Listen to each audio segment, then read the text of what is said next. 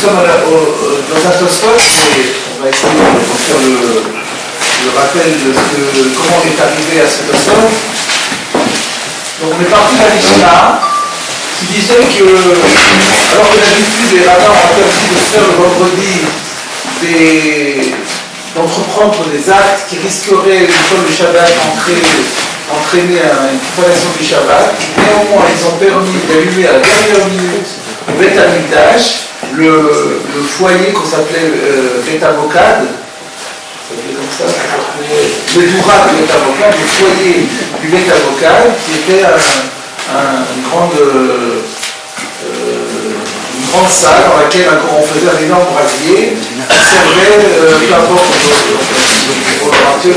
Rachid a réchauffé les Kohanim qui étaient obligés de travailler pieds nus au Beth Amikdash. Et alors la Gemara s'est étonnée, comment ça se fait qu'on a autorisé le vendredi à première minute alors qu'il y a un risque que si le feu n'a pas bien pris, les Kohanim influencés par les automatismes de la semaine risquent d'oublier que c'est Shabbat et en viennent à activer le feu. Et la réponse finale a été, c'est de Rav Frisda, je ne reviens pas sur les péripéties, la réponse en conclusion, c'est qu'il y a un principe que Kohanim Zrizim En, les Kohanim sont spécialement vigilants, Rachid avait expliqué, ils sont versés dans la Torah, ils ont très peur de transgresser, donc avec les Kohanim, il n'y a pas de risque. Mais entre-temps, il y avait eu une opinion de Rav Huna qui disait, non, en vérité, d'après la loi de la Torah, on a le droit carrément d'allumer le Shabbat. Donc il n'y a pas de risque fondamental, on prend le vendredi après-midi, puisque au pire des cas, même si on allumait le Shabbat, on ne ferait rien, il n'y aurait pas de transgression aux yeux de la Torah. Et Rav Huna avait voulu déduire d'un verset qui disait « Lo tebaru esh b'chol moshotechem » vous n'allumerez pas de feu dans toutes vos habitations. Ce mot dans toutes vos habitations est superflu, la Torah aurait dû dire « Vous n'allumerez pas de feu, point barre ». Ça veut dire quoi? Vous n'allumerez pas de feu dans toutes vos habitations. Ça a l'air de dire qu'il y a des endroits où on peut allumer. Et moi, oui, au Beth Amikdash, pour le Doura Beth Avokad, on peut allumer. Alors maintenant, Rav Frisda, il a réfuté cela. Et donc, au Doura Beth Avokad, on n'a pas le droit, la Torah, de le faire. Donc la question est venue, mais alors le verset, pourquoi est-il venu? C'est sur ce dernier point que nous travaillons maintenant. Donc, la Gemara a demandé, pour Rav Frisda, qui n'utilise pas le verset de B'chol moshotechem dans toutes les habitations pour notre cas à nous, alors pourquoi le verset est-il venu? Et là, on peut le revoir dans la Gemara, c'était les derniers mots de la Gemara, ou les avant-derniers en fait, c'était Ela Rav Frisda, Kra Kiata, les Mishle, Evarim, Ubdarim, Udeatar. Rav Frisda a dit, le verset, il s'agit du verset de dans toutes vos habitations, quand il est venu permettre, c'est vrai qu'il est venu permettre quelque chose, mais qu'est-ce qu'il est venu permettre? Il est venu permettre les membres et les graisses. C'est pour ça qu'il est venu. En d'autres termes, Rav Frisda est d'accord avec l'intitulé de la dracha qui est « Pourquoi la Torah a dit dans vos habitations ?» pour nous dire qu'au Beth Amikdash, on a le droit d'allumer un feu. Donc sur le principe, on est d'accord, c'est de savoir à quoi ça s'applique. Alors selon Rav Frisda, le verset est venu ici dire qu'on a le droit d'allumer le feu le jour du Shabbat, allumer le feu ou bien simplement mettre le feu aux graisses pour consumer les graisses et les membres des sacrifices qui doivent être brûlés sur l'autel. On a le droit de les brûler le jour du Shabbat. Pourtant, on n'a pas le droit d'habitude de brûler quoi que ce soit, et là on peut le faire. C'est cela la conclusion de Rav Frisda. C'est de là qu'on apprend qu'il fallait faire les corbanotes toute la semaine, y compris le Shabbat. Alors c'est de là qu'on apprend. Alors la question qui s'est déposée, c'est de quel sacrifice parlons-nous? De quel sacrifice parlons-nous? Quand on nous dit qu'on a le droit de les brûler sur l'autel le jour du Shabbat, de quel sacrifice parlons-nous? Rachid nous a dit, il s'agit des sacrifices qui avaient été offerts le vendredi. Rappelons peut-être, vous avez peut-être fait la dernière fois, je vais montrer où j'ai vu dans Rachid. Ça aussi, il a vu dans Rachid. Alors, peut-être faire un rappel que j'ai peut-être omis de faire parce que j'étais pressé la semaine dernière. En début de cours, on a toujours plus de temps qu'en fin de cours. Donc, rappelons un peu quelle était la procédure des sacrifices. On ne connaît plus ça aujourd'hui, pour l'instant. Et donc, quelles étaient les phases principales d'un sacrifice? Alors, c'est bon à savoir. Donc la première chose, je parle de beaucoup de sacrifices, je parle des sacrifices animaux, il y a aussi les sacrifices de farine, etc. Et là nous parlons de farine, là nous parlons des sacrifices animaux, des quadrupèdes. Alors pour les quadrupèdes, il y a d'abord la shrita. Je parle vraiment des phases fondamentales des détails, tout ce qu'on faisait, mais les phases fondamentales qui sont requises et rédhibitoires pour la valeur du sacrifice. Il y en a 4. Shrita, l'abattage rituel. Kabbalat Hadar, il faut qu'avec un ustensile, on reçoive le sang. La deuxième phase, ce sont des avelotes, c'est-à-dire que ce sont des phases qui ne sont pas juste là pour des raisons techniques, elles sont là pour des raisons religieusement fondamentales. Et la deuxième phase, il faut recevoir le sang dans un aspersoir. Ensuite, il y a le transport du sang. Le poète Jésus va prendre le sang qu'il a reçu dans l'endroit de la Shrita et il va se transporter jusqu'au nucléaire. Et enfin, la dernière phase, c'est l'aspersion. Du sang sur le verre. Suivant le type de sacrifice, alors il y a des endroits différents sur lesquels ça doit être mis. On appelle ça le rikadada. Une fois qu'on a fait ça, le corban est caché. La voda est terminée fondamentalement. Mais il y a des choses à faire, même si on ne les fait pas, ça n'invalide pas le sacrifice, mais il faut les faire, quand on peut les faire. Et parmi ces choses-là, il y a la combustion.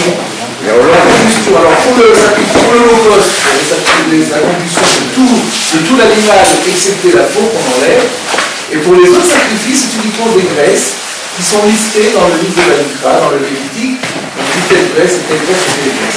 Et c'est donc, voilà comment ça fonctionne. Encore un dernier point, au niveau du temps. Alors, de la shrita à la zrika, les 4 premières étapes dont j'ai parlé, ne peuvent être faites que le jour et jamais la nuit. Ça doit être fait avant la shkia. La dernière étant le korban tamid. La dernière shrita zrika et le sacrifice quotidien de l'après-midi, à propos duquel il écrivent à Léa Hashem kol hakorbanot kulam. C'est avec elle qu'on termine tous les sacrifices. Une fois le korban tamid de l'après-midi doit être fait avant le coucher du soleil, et une fois qu'on l'a fait, on n'a plus le droit de faire quoi que ce soit. Donc, prenons l'exemple du sacrifice quotidien du vendredi, il y a eu celui du matin, il y a eu celui de l'après-midi, ils ont été nécessairement opérés avant l'entrée du Shabbat. Mais par contre, la combustion peut se faire le jour même et encore la nuit. On avait développé la semaine dernière que, contrairement à ce qui se passe en général dans la Torah, où le jour commence avec la nuit, dans les sacrifices, le jour commence avec le jour et se termine par la nuit. C'est-à-dire bien que la date change, là on est vendredi, le soir ça va être Shabbat, et par rapport au sacrifice, on considère que le sacrifice du vendredi, la nuit qui suit est la continuation de la journée du vendredi.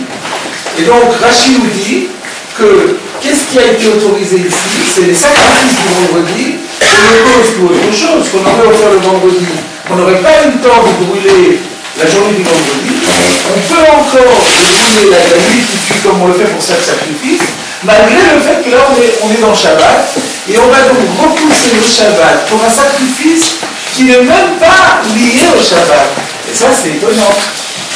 Et c'est ça que le verset nous dit. Voilà ce qu'on a ici à dire. Alors, où est-ce que vous m'avez demandé, où est-ce qu'on voit ça dans Rashi? Pardon?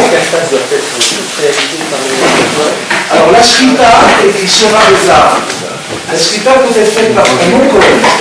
Les 3 autres, impérativement par le Kohen. On peut emmener la bête déjà sacrifiée.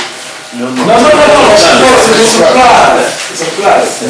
Mais le non-Kohen, vous avez le droit de faire la shrita dès lors que vous connaissez les lois de shrita, bien entendu. Alors, vous m'avez demandé où est-ce qu'on voit dans Rashi que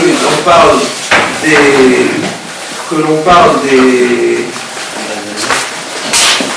parle des sacrifices du vendredi. Regardez le Rashi, Dibour Amakri, Evarim ou Pedarim ou Deata, c'est celui-là, sur la parole, vous l'avez? Evarim ou Pedarim ou Deata, Leatir et Tekteral Kol Halayla. permettent la combustion toute la nuit. De quel sacrifice on peut faire de quelle nuit, pardon? Est-ce que c'est la nuit du vendredi au samedi ou de samedi à dimanche, d'après vous? Du vendredi à samedi. Du vendredi à samedi, sinon c'est du Shabbat. Il n'y a plus de problème, on peut ça permettre, n'est-ce pas? Quel sacrifice peut-on être amené à brûler dans la nuit du vendredi à samedi? Est-ce que ça peut être le sacrifice du Shabbat? Hein? Pourquoi ça s'appelle le sacrifice du Shabbat? Parce que le sacrifice du Shabbat, on fait la shrita quand? Le Shabbat matin, donc on ne peut pas le brûler la veille. Voilà, donc on est bien obligé de dire là, c'est le courage. C'est ça. Alors, voilà, donc c'était ce que Rashi a dit. Tosfot a finalement souscrit à cette hiérarchie. Il avait posé une question, il a dit, mais pourtant, il y a un texte dans Yoma où on voit qu'on n'a pas le droit de brûler le Shabbat, les sacs de graisse et les membres d'un sacrifice qui a été offert le vendredi. Donc ça contredisait clairement. Hein? Vous avez Madikim. Oui, vous avez raison, c'est dans Madikim, vous avez entièrement raison. C'est dans Madikim, page 24b, qu'on fait la dracha, Olat Shabbat le Shabbatot, que là, Olat Chol le Shabbat, on n'a pas le droit de brûler le Shabbat, l'holocauste de la semaine. Alors comment est-ce qu'on peut dire ici le contraire? Donc il y a deux versets qui se contredisent. Et Tosfot, s'inspirant d'une Gemara dans Yoma cette fois-ci, pour faire sa réponse en disant que, en fait, il y a un paramètre qui intervient dans cette histoire, c'est Mashla Ba'en Aour. C'est-à-dire, il faut que le feu ait déjà pris sur l'animal avant l'entrée du Shabbat. C'est-à-dire que la combustion ait démarré un tout petit peu. Et là, si la combustion a démarré un tout petit peu, on apprend de Bechol Moshot Echem qu'on a le droit d'activer, de continuer cette combustion jusqu'à ce qu'il n'en reste rien. Si on n'avait pas commencé la combustion, alors là, c'est l'autre verset qui joue et qui dit on n'a pas le droit. Et comme ça, chaque verset a trouvé sa place. Voilà où nous en sommes restés la dernière fois. Donc, nous reprenons notre Tosfot. Aujourd'hui, on commence par un Tosfot qui est long, mais vous allez voir, il n'est pas très compliqué. Ce n'est pas les Tosfot les plus longs qui sont les plus difficiles. En général, c'est les Tosfot les plus courts qui sont les plus difficiles.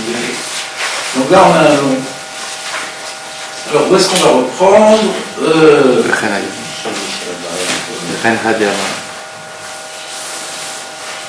On va reprendre la réponse de Tosfot.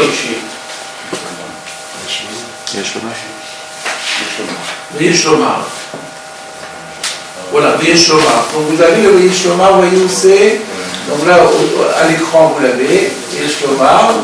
Et nous, dans notre édition, c'est en début de ligne, mais je ne saurais pas difficilement vous dire. 5 lignes au-dessus du Masoret d'achat. Comme ça dépend des éditions. Sur les éditions Vidal classiques, alors c'est 5 lignes au-dessus du Masoret d'achat sans coco. 5 lignes au-dessus du Masoret d'achat.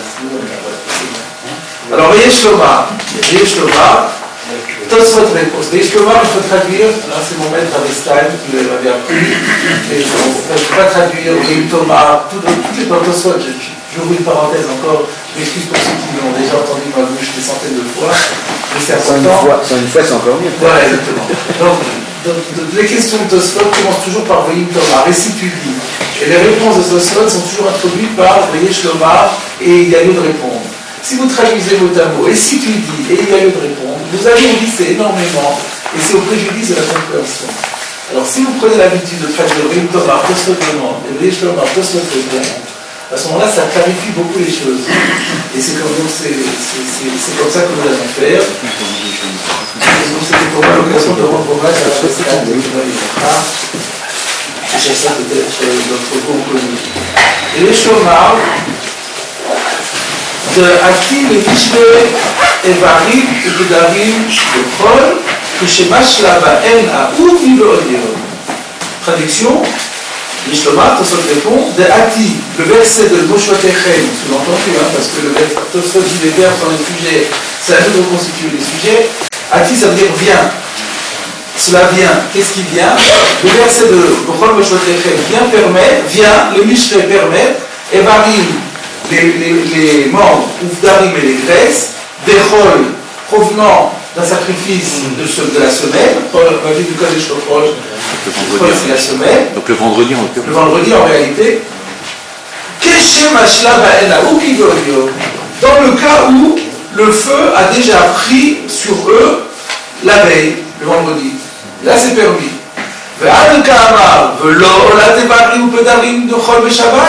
Et lorsque on a vu un autre texte qui disait littéralement Hadkamar, et ce que la Gemara dit par ailleurs, qu'on n'a pas le droit d'offrir, de brûler les holocaustes, des membres et des graisses provenant de la semaine le jour du Shabbat, c'était contradictoire. Ça c'est uniquement dans le cas où le feu n'a pas eu prise. Donc s'il y a eu, le feu a eu prise, alors on applique le verset de Bochologetekel. Lorsque le feu n'a pas pris sur l'animal avant l'entrée du Shabbat, alors c'est le verset de Olat Shabbat le Shabbato Velo Olat Chol qui s'applique. Et ainsi on a résolu la contradiction des deux versets. Donc ce que j'ai dit la dernière fois, quand vous avez deux versets qui se contredisent, ou deux Mishnayot qui se contredisent, ou deux enseignements d'un même auteur qui se contredisent, une des méthodes consiste à dire qu'ils ne parlent pas du même cas. Il faut juste trouver donc un paramètre qui permet de faire une différence entre les deux cas. Et là, en l'occurrence, le paramètre c'est Mashla Baen Aour, une combustion avancée. C'est clair, c'est méthodique, c'est convaincant. Quel est le rapport entre le rôle pour Keshem et le feu qui n'est pas encore pris? Comment ça est à vous? Je réponds aux questions. Le verset. Non, dans les mots, il y a seulement dit vous avez le droit de brûler quelque chose le jour de Shabbat au Beth Amikdash, sans préciser quoi. Et c'est nous qui allons dire, c'est la Gemara, a demandé, ça vient pour Rafrizda, ça vient quoi? Rafrizda dit, c'est Varim ou Garim. Donc la Torah a laissé un blanc, et c'est Chazal qui savent comment remplir le blanc. Vous comprenez? Donc le verset n'a pas besoin de tout dire. Le verset vous donne l'indication. Il y a quelque chose au Beth Amikdash que vous avez le droit de brûler Shabbat. Quoi? À vous de savoir. On pose la question à Rafrizda, il dit c'est les graisses. Mais il ne précise pas de quel sacrifice. Alors Rachid dit le sacrifice de semaine.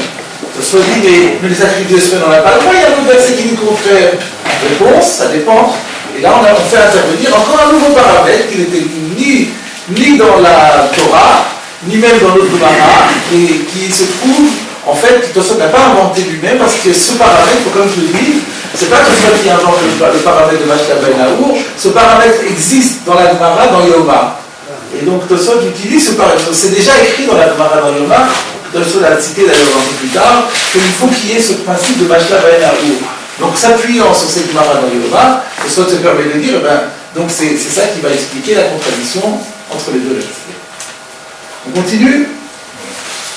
V'chein, et de même, donc Tosfot reste dans sa même logique, il rapporte encore d'autres illustrations.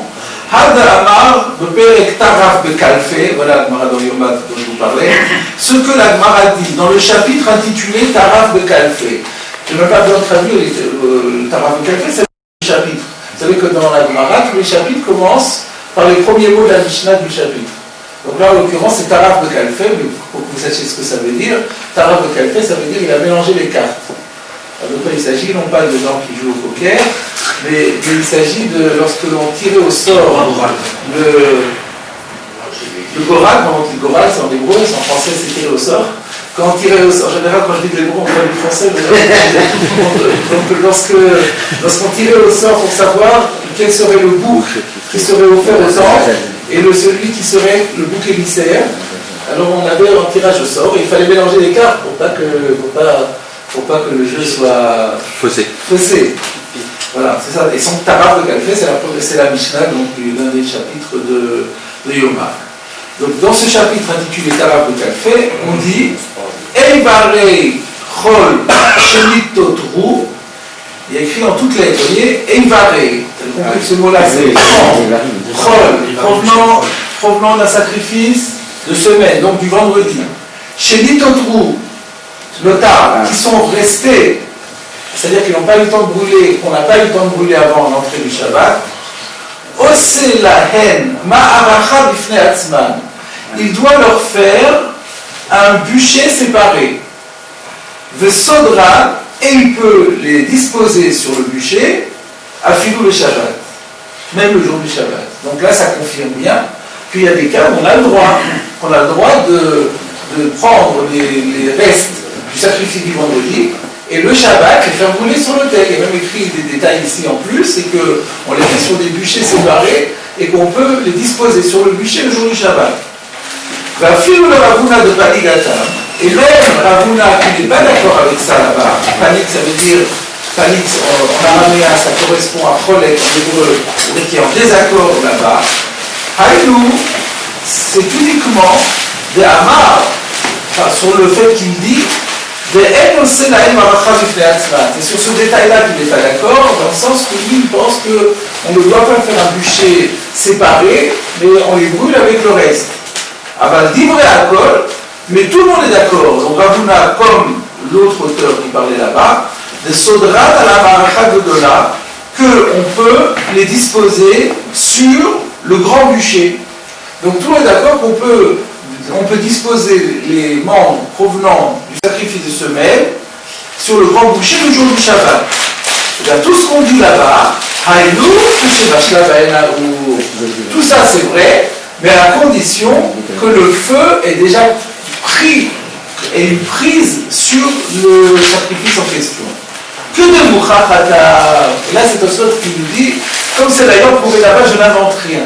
Et là on comprend d'où Tosfot a sorti ça. Parce que franchement au début on se dit, mais d'où Tosfot n'a pas le droit d'inventer des concepts pareils, c'est pas possible.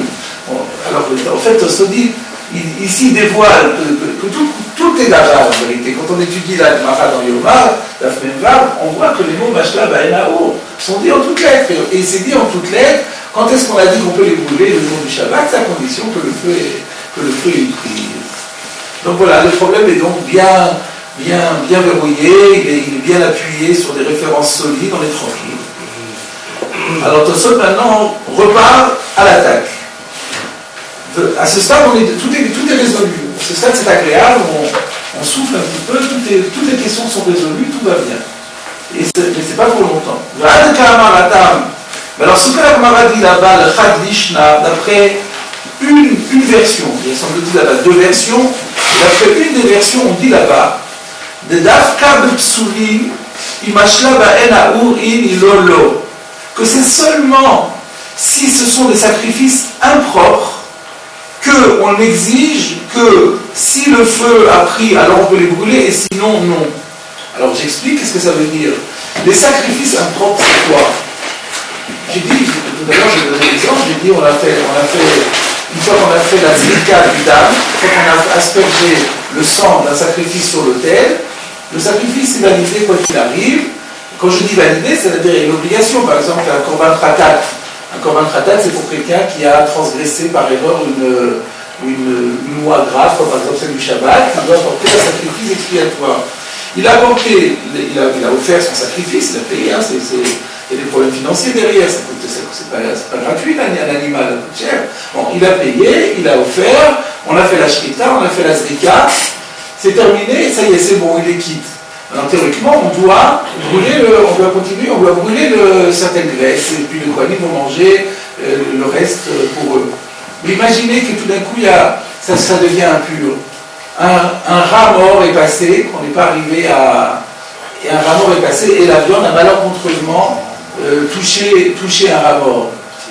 Dès qu'un sacrifice a touché une source contaminée par une source d'impureté, il est impropre. Qu'est-ce qu'on en fait? Le Kohen ne peut plus manger.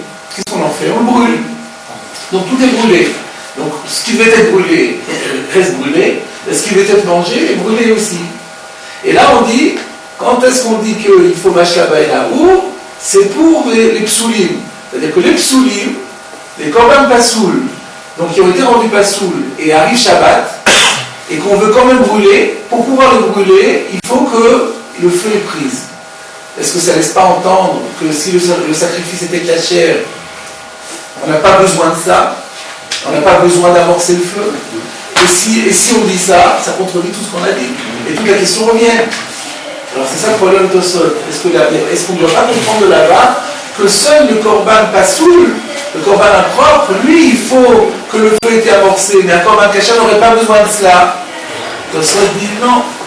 Là, Mishum de Ksherim, Lovaïna, Mashlebaïnaou. Il ne faut pas comprendre de là-bas que si c'était un sacrifice cachère, on n'aurait pas besoin que le feu ait prise. Il ne faut surtout pas comprendre comme ça, sinon, comme j'ai expliqué, tout est remis en question. C'est pas moi.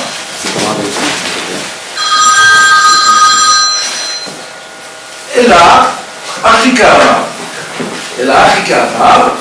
Mais voilà ce que la Gemara dans Yoma veut donc dire. Le Davka de Psoulim, Itzterich Lashmoinan de Mashlabaïnaou. Ce que la Gemara voulait dire, que c'était uniquement sur les korban Psoulim qu'il était nécessaire de le préciser. Abal Biksherim, le Itzter Lashmoinan, mais pour les cachers, ce n'était pas nécessaire de le préciser. Et quand on voit ça, on se dit, mais pourquoi ce n'était pas nécessaire de le préciser? Comment on l'aurait su autrement? En fait, il faut aller voir là-bas. Tosfot fait un clin d'œil. Il ne va pas citer toute une page entière de Gemara, mais il faut bien comprendre que pour comprendre ce que Tosfot veut dire, il faut se reporter à ce que dit la Gemara là-bas. Quand on se reporte à la Gemara là-bas, tout est clair. La Gemara précise et dit, pour les Ksherim, ce n'était pas la peine de le mentionner, parce qu'on a une Mishnah qui le dit explicitement. Et que dit la Mishnah? Je l'ai noté. La Mishnah dit Bochol Yom Hayu Sham Arba Ma'arachot. Donc chaque jour, on faisait sur l'autel 4 bûchers différents. Et l'un d'entre eux était les Varim Shelitotrou. Un d'entre eux était pour les membres qui étaient restés avant Shabbat. Donc si on dit qu'il y a un bûcher le Shabbat, puisqu'on dit que y compris Shabbat, chaque jour ça englobe le Shabbat, on dit que chaque jour, y compris Shabbat, il y avait 4 bûchers, dont un était pour ceux qui étaient offerts la veille. Donc il est donc écrit que c'est possible de le faire. Et là-bas, on précisait qu'il fallait Mashlabaïnaou. Donc tout était dit là-bas, donc ce n'est pas la peine de le préciser. Et quand on avait besoin de dire que c'était là où il fallait rajouter, c'était pour les psoulim. Parce que si même les psoulim, parce qu'on a pu dire alors les psoulim, non, c'est pas possible. On dit si les psoulim, si Mashlabaïnaou, ça va aussi. Donc le chidouche n'est pas qu'il faut Mashlabaïnaou dans les psoulim. Le chidouche, c'est que la condition de Mashlabaïnaou permet d'offrir même les psoulim. Voilà, donc c'était une fausse question et tout va bien. Et on a donc terminé complètement la première problématique. On continue. Vriva. Riva, c'est une abréviation, c'est un balatosphot. J'ai pas vérifié quelles sont les initiales ici. Yitzhak. Logiquement, non, on va. L'empire c'est Ri. Riva, ça doit être Rabbi Yitzhak Ben Asher de la dernière fois. Je l'ai dit. La dernière fois c'était comment? Oui, parce que Yitzhak Ben Asher, c'était à la fin du Tosfot en haut. Il a signé Riva en haut. Donc comment j'ai su moi? Vous l'avez lu, moi je l'ai lu. Le Tosfot d'Ali Baïa. Oui. Le dernier année. Est-ce que c'est moi ou est-ce que c'est peut-être... Je pense. Vous avez dit à vérifier. À vérifier. Je pense. Signature de l'auteur à Yitzhak Ben Asher. C'est formidable. C'est formidable. Et je pense que dans Shtamzal, ça doit être écrit. Qu'est-ce qu'il y a écrit dans Shtamzal? Rabbi Yitzhak Ben Asher. Alors voilà, donc c'est ça, merci. Rabbi Yitzhak Ben Asher de Melun? Non, pas de Melun, je crois. C'est pas vrai? C'est quoi? Rabbi Yitzhak Ben Asher. Alors donc le Riva, on avait déjà vu précédemment, donc il semblerait que le Riva, on dirait que le Riva il a écrit un Tosfot sur Shabbat. Vous voyez qu'il est cité souvent, ce qui n'est pas toujours le cas. Alors le Riva maintenant, donc Rabbi Yitzhak Ben Asher, Yistapek Bish'ar Korbanot, Keshemashla Ba'en Ha'ur, Imnasu Kelachmo Shemizbeach, le Mishrin ou Beshabbat, Olav.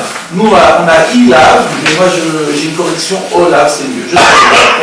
Riva, Rabbi Yitzhak Ben Asher, Abalatosfot, Mistapek, est en doute, Bish'ar Korbanot, sur les autres sacrifices. Alors les autres, que quoi?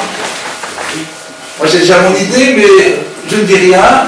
De la suite de Tosfot, on arrivera à le déduire. Donc vous allez me dire vous-même, des autres sacrifices que quoi? Exactement. On va voir ensuite. Donc, il a été en doute sur les autres sacrifices qu'un autre sacrifice. Lorsque le feu a eu prise sur eux, est-ce que grâce à cela, ils deviennent littéralement le pain de l'autel, c'est-à-dire ils deviennent déjà aliments de l'autel? Là, on comprend, là, entre les lignes, il nous fait comprendre quel est le rôle, la fonction de Mashla Bainao. Moi, j'avais dit, on avance la combustion. Il devient vraiment corbeau. Et là, Tosfot dit, l'achmo chez Misbéach.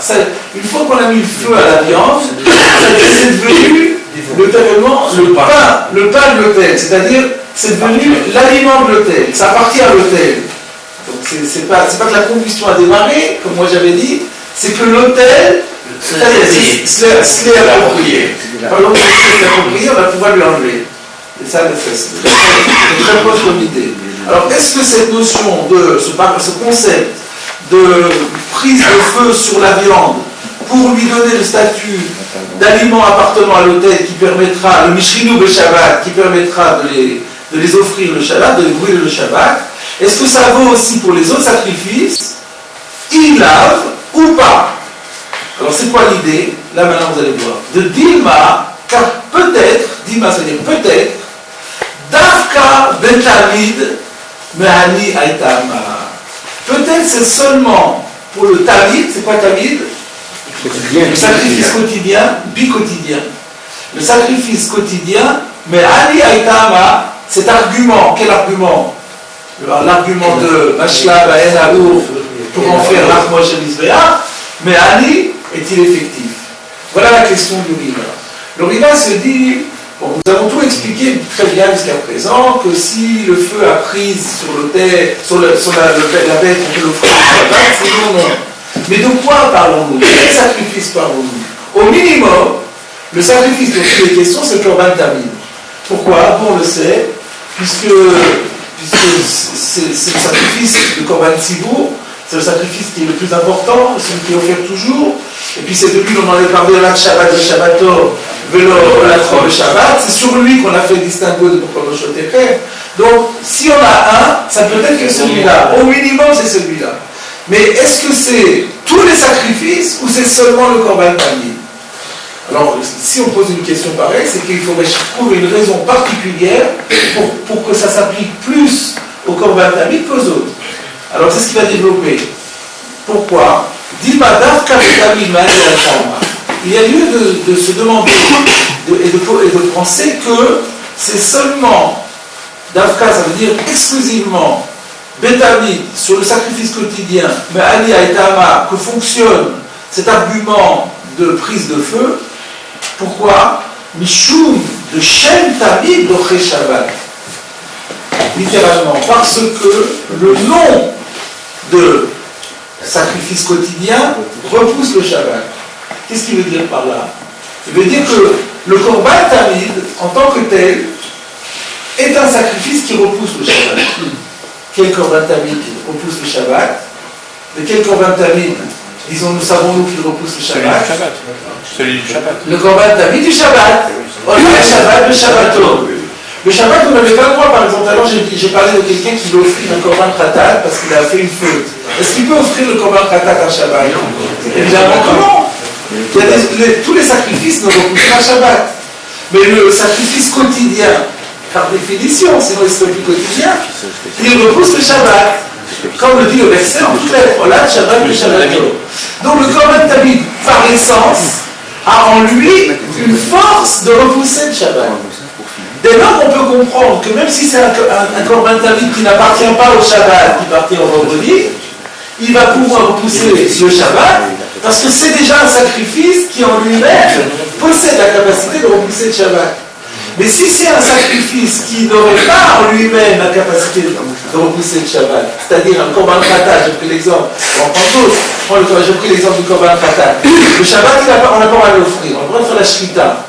Alors, si maintenant on a offert le vendredi, ce qu'on avait le droit de faire, et qu'on n'a pas brûlé, est-ce que on n'a pas brûlé les graisses du Korban Khatat avant l'entrée du Shabbat, est-ce que j'aurais le droit de le faire? C'est pas sûr. C'est pas sûr parce que lui, il n'a pas cette force de repousser le Shabbat.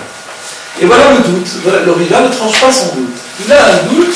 Est-ce que l'autorisation qui est donnée ici, elle ne vaut que pour le Korban Tamid, parce que le Korban Tamid a en lui le pouvoir de repousser le Shabbat, quand c'est le Korban du Shabbat, alors que les autres sacrifices qui n'ont pas ce pouvoir d'être offerts le Shabbat, peut-être qu'à eux, on ne dira pas que ceux qui appartiennent au vendredi, on peut, si on a mis le feu, les offrir quand même le vendredi. Le problème au Shotechem, ça ne suit pas. L'instant, monsieur Lévy avait un quart de seconde d'avance. J'ai vu qu'il avait dégainé avant. Non, est-ce que le distinguo qu'on fait est un bon distinguo? C'est ça. Est-ce que le Chiloukim, c'est Chazal qui savent? Est-ce que c'est un bon argument? Est-ce que ce Tahama, il est bon ou pas?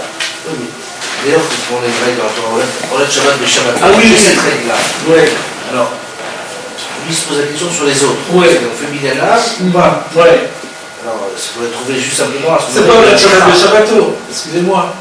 C'est pas de ce verset-là qu'on apprend le dit que Mashlaba et Naou. Non, ça, on apprend de Shotechem. Ça fait aucun chilou, donc c'est pas un maximum.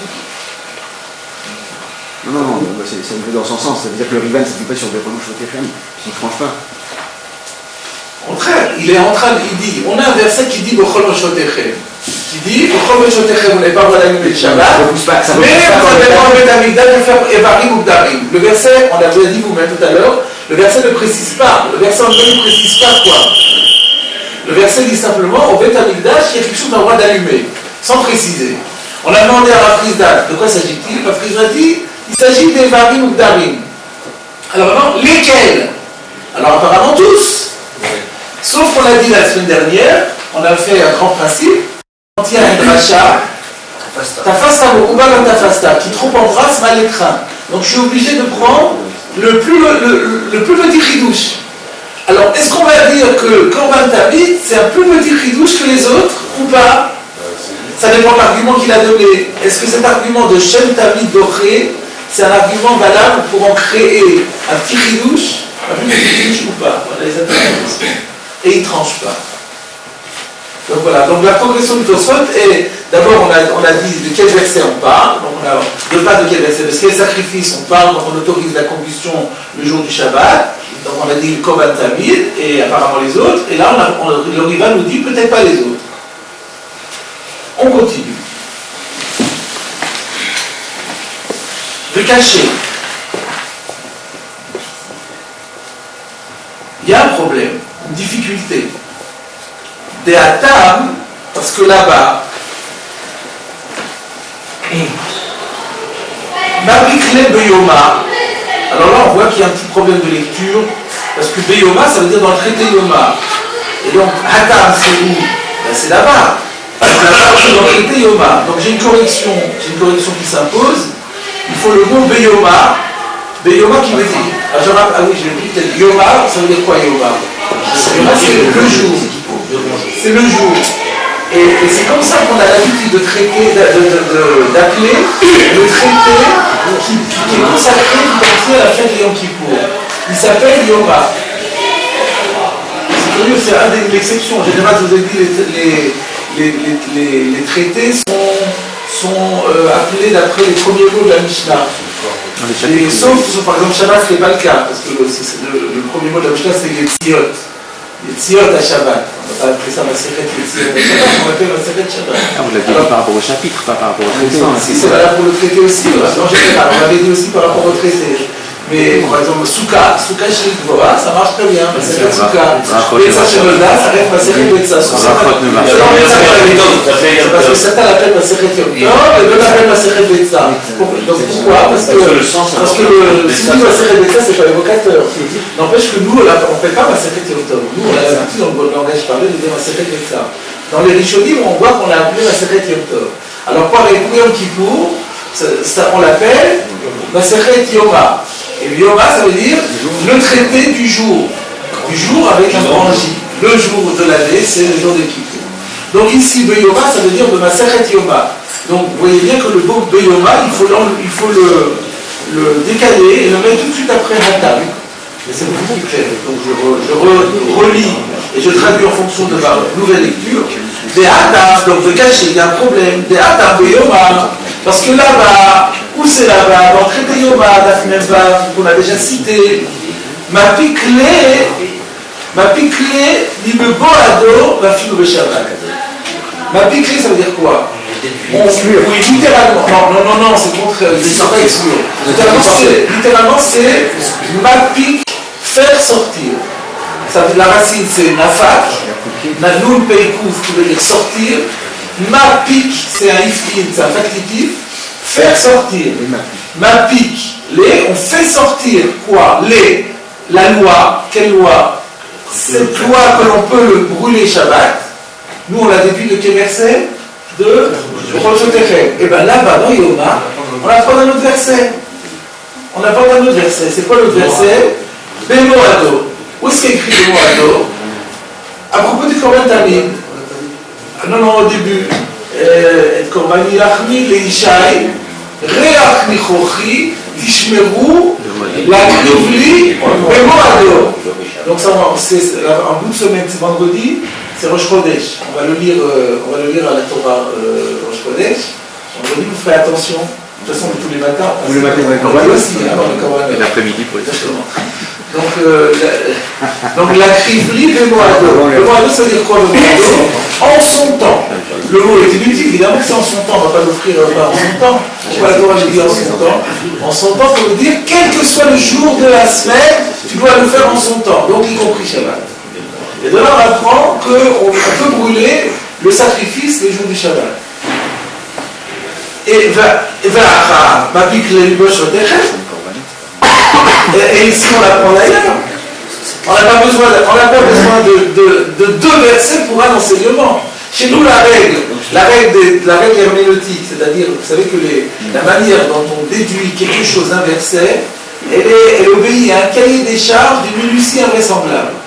Et donc, il y a deux règles. Il y a une qu'un verset, ou une anomalie d'un verset, ne peut pas venir pour deux enseignements, mais d'un autre côté, qu'on n'a pas besoin de deux versets pour un seul enseignement, ce qui paraît évident. Et là, on est dans ce problème. Et là, le problème de tout ça, est donc tout clair, tout ça, c'est qu'on a deux versets, l'Imoshotechem chez nous, et le verset de Moado dans le là, pour le même dit. Comment c'est possible? Alors, il y a quelle question? Voilà, pourquoi tu spot? Parce qu'on était en train d'expliquer comment on a déduit de Rosh Hashanah. Pourquoi Tosfot a introduit le Riva qui parle d'autre chose, mais qui est en train de se demander et qui demandait est-ce que ça va sur les autres urbanotes? Alors, est-ce qu'on n'aurait pas dû mettre ça à l'autre moment? Là, pour l'instant, on est en train de clarifier la dracha telle qu'elle se fait chez nous. Donc, il aurait été peut-être plus logique de laisser le Riva de côté. Là, maintenant, le problème était de savoir qu'est-ce qu'on déduit pourquoi on a besoin à la fois de Rosh Hashanah et de Moado. Donc, quel est l'ordre? Et en plus, j'ajouterais, parce que cette question n'est pas très forte, mais j'ajouterais qu'on a l'impression dans Tosfot que tout est lié. Regardez, juste après avoir cité le Riva, il dit fait cacher. Donc, on a l'impression qu'il y a une séquence, qu'il y a un lien logique entre tout ça. Et apparemment, ce n'est pas. Vous voyez le problème que Eric soulève. Le Sfat Emet, le rabbi de Gour, avait soulevé la question avant vous, et il a résolu. Il a dit que la question de Tosfot ne se pose que d'après le Riva, que d'après le Safek du Riva. S'il n'y avait pas eu le Riva, on était tranquille. On avait une réponse à la question. Quant à la question, pourquoi avons-nous besoin de deux versets? Un, c'est pour le Korban Tamid. Voilà, c'est ça la réponse. Vous avez pensé à ça? Magnifique. Et là, après le Riva qui dit dans les autres peut-être pas, si les autres pas, alors là, il y a un verset en trop. Donc, tout s'enchaîne. L'enchaînement est parfait. Si on ne voit pas les questions, on passe à côté de plein de choses. Donc c'est très... Plus, moi je dis toujours à mes élèves, c'est beaucoup plus important de poser les questions que de donner les réponses. Si on n'a pas trouvé de réponse, pas grave, on n'est pas obligé de tout résoudre. Et si vous passez à côté de la question, vous passez à côté en vérité de la pensée de l'auteur. Je n'ai pas bien compris la nuance. Quand vous dites que vous avez terminé, j'ai compris, les autres sacrifices. Alors Rappelez-vous, le Riva, il avait dit, que le Riva, les autres corbanotes, il avait dit, le Riva avait dit, Mistapek, j'ai repris les mots du Riva, le Riva, vous l'avez au tableau, le Riva, Mistapek, Béchar Korbanot, les autres sacrifices. On avait demandé quels autres sacrifices. Après, on avait vu, tous les autres, que David. C'est-à-dire tous ceux qui n'ont pas la capacité de repousser Shabbat. Sauf Tamid alors. Sauf Tamid qui a la capacité. Donc, le Tamid, c'est sûr que oui, les autres, c'est pas sûr. Alors si on dit que les autres, au final, on peut quand même les offrir, d'où on va le savoir, on va dire que c'est du verset de Moshe Techem. C'est-à-dire que Moado a été dit pour le Korban Tamid, mais le Korban Tamid, j'aurais pas su les autres. Parce qu'on aurait fait la pircha de Mohamed Zimoud. Viens maintenant, on va rejoindre cette pour les autres. Et si on dit que les autres, au final, on ne peut pas les offrir, on va les brûler. Alors là, il reste, donc tout vient que pour le Korban Tamid. 2 versets pour le Korban Tamid, ça fait franc. La question de ça, Le terme Mistapek, pourquoi on dit pas il est hostile, il n'est pas favorable. C'est pas qu'il n'est pas favorable, il a un doute. Oui, mais il est en pleine aphorie. on ne peut pas dire qu'il est hostile. Hostile, l'hostilité. Lui, il est comme quelqu'un qui fait de la recherche. Mais donc éventuellement, il y aurait besoin de ce verset. Non, c'est l'inverse. C'est-à-dire que lui, il a un doute. Il a un doute. Il se pose la question. Est-ce que vraiment la Torah, elle permet aux autres sacrifices de repousser le Shabbat alors qu'ils n'ont pas, eux, la capacité de repousser le Shabbat? Est-ce que vraiment, c'est ça l'intention de la Torah? Je ne sais pas. Il ne sait pas. Et nous, on respecte son doute. Et on dit, mais dans l'éventualité, dans l'hypothèse ou non, alors on a un problème. Mais quelque part, nous pouvons présenter les choses aussi autrement. C'est-à-dire que si on ne trouve pas de solution à notre problème, ben on aura résolu la question du rival, le doute du rival. Quelque part, on peut présenter les choses ainsi. Mais donc on présente ça comme une question sur l'hypothèse d'un doute. Si on arrive à résoudre, le doute restera. Si on n'arrive pas à résoudre, le doute saute. Les autres sacrifices, ça serait par exemple en dehors du Tamid de sacrifice spécial de Shabbat ou des fêtes, etc., et qu'on brûlerait alors que le soir.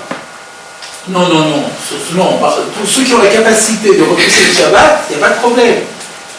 Ceux qui ont la capacité de repousser le Shabbat. Donc il n'y a pas que le Tamid. Il y a le Safin de Shabbat et tout le reste. Le Safin de Shabbat. Ils sont calqués sur le Tamid. Oui, parce qu'ils repoussent. D'ailleurs, ils ont aussi leur Moado. Comme un Pessah, il y a aussi écrit Moado. On parle ici de ceux qui n'ont pas, puisque le distinguo qu'on veut opérer, c'est que Shem Tamid d'après Shabbat. Donc les autres corbanotes, c'est peut-être pas tous les corbanotes, c'est tous les corbanotes qui n'ont pas, eux, la capacité de repousser Shabbat. Ce sont en vérité tous les corban yachid. Le point commun, ça sera tous les sacrifices. Le Davod, le Darim, le Davod, les Korban Toda, les Shlabim, tout ça. Tout ce qui n'est pas de Sibour. Et tout ce qui n'est pas de Sibour lié au temps précis.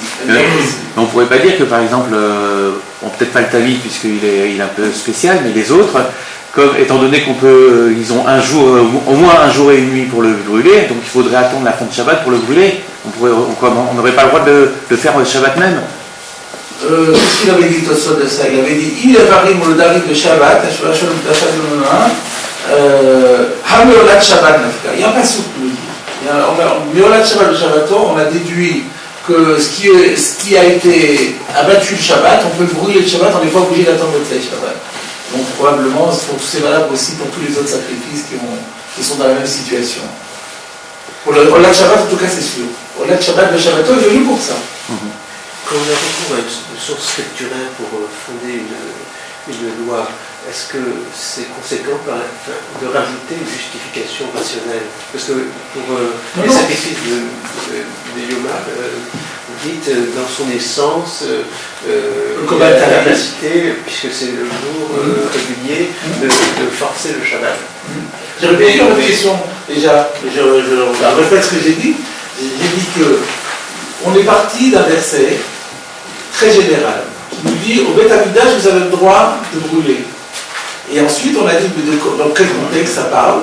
Donc Rav Chisda nous dire ça parle des graisses et des membres qu'on peut brûler alors que c'est à rajouter que le feu a eu prise. Et maintenant la question de savoir quel est le champ de cela. Et là on applique la règle Tafasta Mokuba.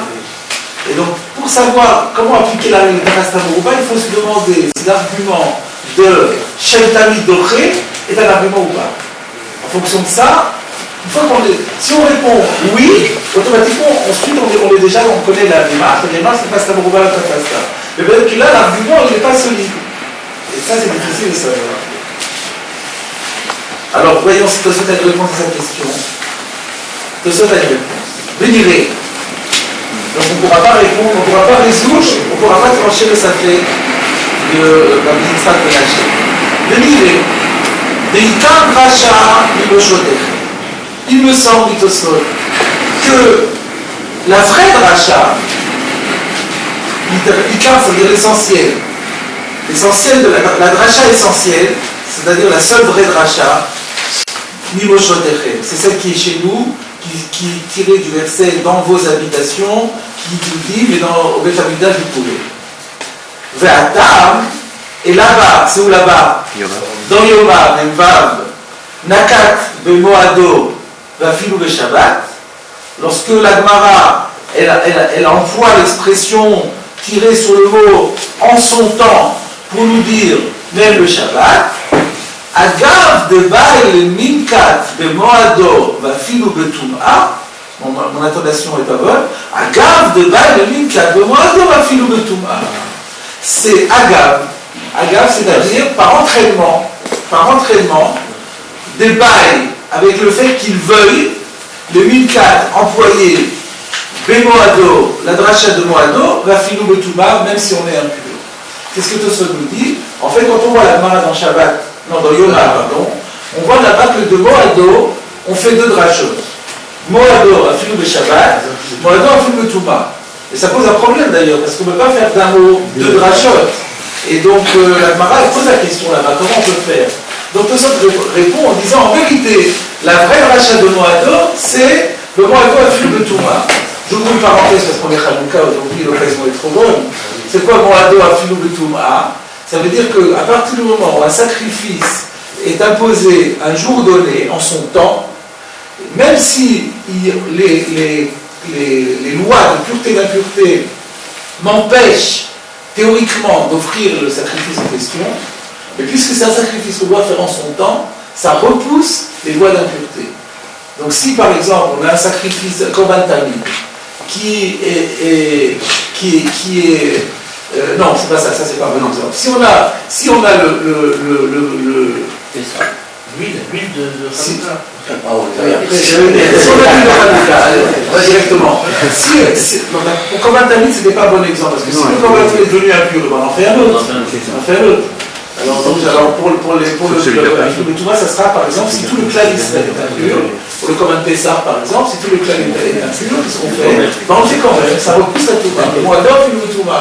Mais à Hanouka, on nous raconte qu'on a trouvé une seule fiole qui était pure. Toutes les autres huiles requises pour la menorah, il fallait que ce soit pure. Mais les Yevanim, Timou et Kolachemanim, ils ont rendu impures toutes les huiles. Ils ont trouvé une fiole avec le soda et le gadol, et donc ils étaient tranquilles pour un jour. Mais théoriquement, après, ils devaient arrêter. Donc, ils ont mis pour un jour, et puis ils devaient arrêter le temps de fabriquer une nouvelle huile pure. Ça prenait 8 jours. Donc, pendant 7 jours, théoriquement, on aurait dû ne plus avoir de menorah. Et puis, il y a eu un miracle. Et puis ça a brûlé. La fiole qui devait durer que 24 heures, elle a duré 8 jours. C'est pourquoi nous célébrons la fête de Hanouka. Et le Beth Yosef demande, mais après tout, le Moado, non, c'est pas le Beth Yosef Joshua, le Moado a fait le Betum'a. Il dit, mais on n'avait pas un miracle. Si on n'avait pas trouvé la fiole, ou si une fois qu'on avait brûlé la fiole, on pouvait prendre les autres. Parce que le Moado a fait le Betum'a. Donc voilà, c'est pour illustrer le Moado a fait le Betum'a. En son temps, il y a la menorah, c'était Ner Tamid. Il y a deux Tamid en fait. On a parlé du Tamid au niveau du sacrifice. Il y a un autre Tamid, c'est le Ner Tamid. C'est-à-dire la menorah. Il devait brûler quotidiennement le Beth Amikdash. Donc là aussi, il y a le Moado a fait le Betum'a. Tamid, donc a fait le Betum'a. La réponse? Alors on voit de là que c'est incroyable. C'est que Dieu a fait un miracle pour ne pas qu'on ait besoin d'une dérogation. pour ne pas avoir recours à l'interrogation, pour qu'on puisse faire la mitzvah la plus belle possible. Et c'est la raison pour laquelle on trouve dans Hanouka une chose qu'on trouve nulle part ailleurs, sauf dans certains restaurants cachers, où on parle de Mahadrim et de la Mahadrim et la Mahadrim. C'est-à-dire ceux qui embellissent la mitzvah. Donc, il y a ceux qui embellissent la mitzvah et il y a ceux qui l'embellissent encore plus que ceux qui embellissent. On n'a jamais vu ça dans aucune matzah, vous ne trouvez pas ça. D'abord, la matzah mitzvah de la Torah, vous ne trouvez pas qu'il y a un Mahadrim et la Mahadrim dans le Shofar, dans le Rosh Hashanah, on ne trouve pas, dans le Lula non plus. Dans l'électrode un petit peu parce qu'il s'appelle prier de Satan, il y a une raison. Mais même dans l'électrode, vous ne trouvez pas de Mahadrim et la Mahadrim. Et dans Hanouka, tout d'un coup, on dit Mahadrim, la Mahadrim. Et ça sort. Parce que le miracle, il est venu pour permettre simplement à une tour mitzvah de faire la mitzvah la plus belle possible. Il y a les vides d'un coup. Il n'est pas prévu de parler de Hanouka, mais bon, ça c'est un peu. Parce que là, pour l'amour du prochain, au Mont Sinaï, Hachem il a imposé à tous les humains la Torah. Vous faites vous faites des digressions que je ne peux pas accepter. Non, vous avez dit qu'Allah l'Israël. Faut pas oublier les fils d'Hachem, le reste. C'est des digressions à. Béné Noah, Béné Adam Arishon. L'opposition qui est la distance qui est entre le jour et la nuit est plus petite qu'entre vos propos et les. Quand vous dites qu'Allah l'Israël, vous ne mettez pas tous les fils d'Hachem dans l'égalité. Il ne faut pas refuser la Torah aux fils d'Hachem. Il faut leur imposer aux fils d'Hachem la Torah.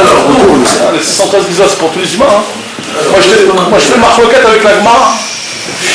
Si vous permettez. Il faut rédiger, alors. Il faut rédiger. C'est l'époque de Mashiach. C'est la Mashiach.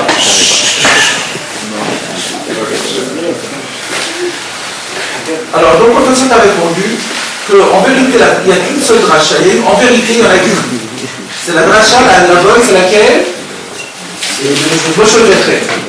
Et quand la Gemara dit là-bas Moado, c'est par entraînement. Agave, c'est par entraînement. Là-bas, la vraie dracha, c'est de Touba. Alors, pour simplifier les choses, alors on a, des fois pour simplifier, ce n'est pas suffisant. Pour aller plus vite, pour ne pas avoir assez de temps, la Gemara a fait semblant de dire que la dracha, elle s'appuie sur Moado. C'est une réponse qui est forcée. Nous, elle nous paraît très forcée, cette réponse-là. Mais elle est dans la méthode de Tosfot. Tosfot, je le dirai souvent à ce cours-là. La méthode de Tosfot, c'est que la Gemara a l'habitude de faire des imprécisions, de dire des choses qui sont dans à peu près, alors que c'est très choquant pour nous de dire ça, et que la raison en est, c'est pour affûter l'esprit du lecteur. Donc ça, c'est la méthode de Tosfot. Pour Tosfot, c'est pas du tout forcé. Vous avez d'autres maîtres qui disent que non, que dans la Gemara, chaque lettre a été ciselée, tout est calculé et d'une précision totale. On ne pourra jamais accepter ce type de réponse-là. Mais dans la méthodologie de Tosfot, ça c'est quelque chose c'est quelque chose qu'on rencontre à tous les points de vue et c'est pas difficile parce que c'est fait exprès. Il m'a semblé que vous avez dit, mais je pense que la Gemara pose la question. Oui, aussi d'ailleurs. Qu'est-ce que la Gemara répond? Je ne sais pas, il faut aller voir. J'ai vu que la Gemara pose la question sur les deux. Il y a un Friza Ravuna, il dit que la ça. Et puis j'ai pas vu, je ne suis pas allé voir. Alors, donc là, on a résolu notre question qui était deux versets. On a répondu en disant qu'il y a un verset qui est bon et l'autre verset, il est inexact. On continue, on est arrivé dans le Tosfot au coude, là où ça s'élargit dans le Tosfot, dans les éditions, enfin dans les éditions qui a Ve'od caché. Aïn Kouf, ça veut dire Ve'od caché. Vous commencez là-bas. Voilà, vous avez Aïn Kouf, c'est aussi l'abréviation. Ve'od caché, il y a encore une difficulté.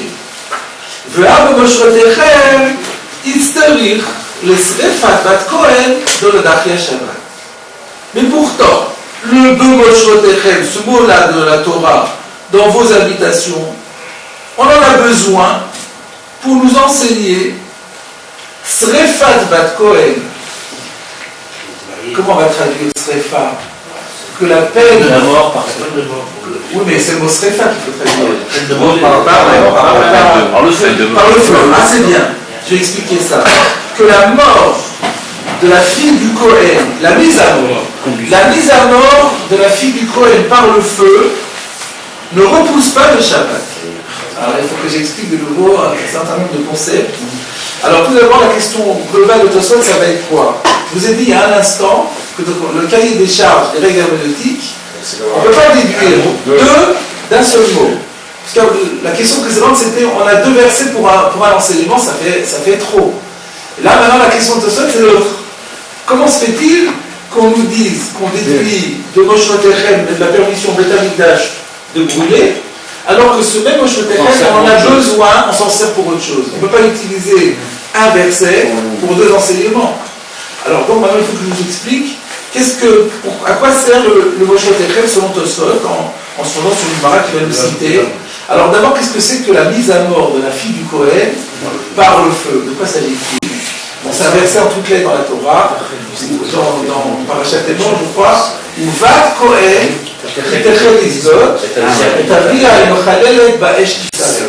une fille de Kohen, si elle commet un adultère, eh bien, elle profane en quelque sorte son père et elle doit être brûlée par le feu.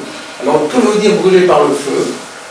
Oui, ne croyez pas que c'est le bûcher d'inquisition, hein, c'est pas du tout ça. Et chez nous, effectivement, il y a 4 peines de mise à mort qui sont étudiées dans Sanhedrin.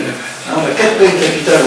Je ne vais pas maintenant traiter, on sait que la peine de mort n'a pratiquement jamais été appliquée en vérité dans le judaïsme, parce que le cahier des charges, là encore, pour les appliquer, est tellement compliqué que ça n'arrive jamais. Mais dans la théorie, ça existe, c'est très important. Alors, M. Kalkal explique ça. Pourquoi la Torah est pleine de peines de mort qu'on n'a jamais appliquées? Parce que sur le plan dissuasif, c'est très important. C'est-à-dire que si on sait que chaque fois qu'on profane le Shabbat, théoriquement on mériterait la peine de mort, quelque part ça peut nous dissuader de le faire, ça nous montre la gravité de la chose. Donc quand la Torah nous a dit ça mérite la peine de mort, c'est que ça la mérite vraiment.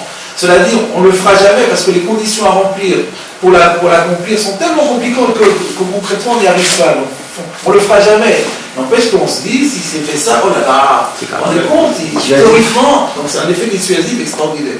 Donc c'est ça là. Alors là c'est pareil, en théorie, on a donc 4 peines de mort qui sont toutes décrites en détail dans le traité Sanhedrin, le traité des juges. Donc la peine de mort consiste en fait à faire avaler au condamné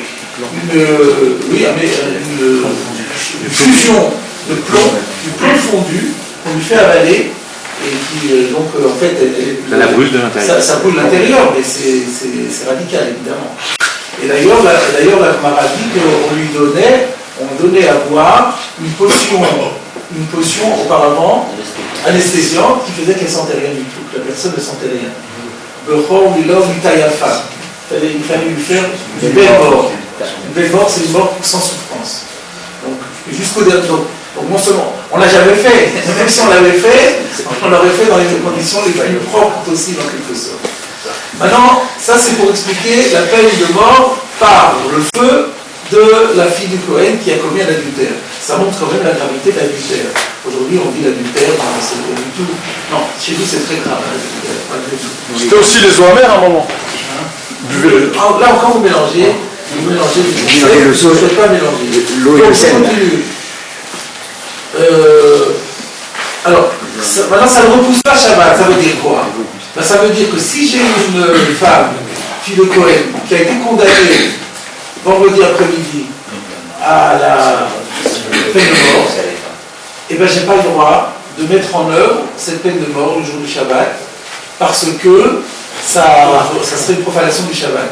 Et que la mitzvah, c'est une mitzvah d'appliquer la peine qui a été décrétée par le Sanhedrin, cette mitzvah ne repousse pas l'interdit shabbatique. Ça sous-entend que toutes les autres morts, on peut les faire Shabbat. Si c'est non, on l'exclut. Alors peut-être il y a... je ne sais pas, c'est une mort et... Ouais, ça pose le problème des autres. Je ne sais pas, vous avez entièrement raison, il faudrait étudier ça. Mais dans l'Ikra, il n'est pas fixé. C'est possible que les autres repoussent le Shabbat. Est-ce que le temps de la mise à mort, de cette mise à mort est fixé? Il n'est pas fixé dans l'Ikra là-bas. C'est le plus tôt possible. Plutôt possible après la décision. Alors, merci de votre précision d'avancer. Nous sommes arrivés à la deuxième ligne d'Otosot. Quel est Darshina?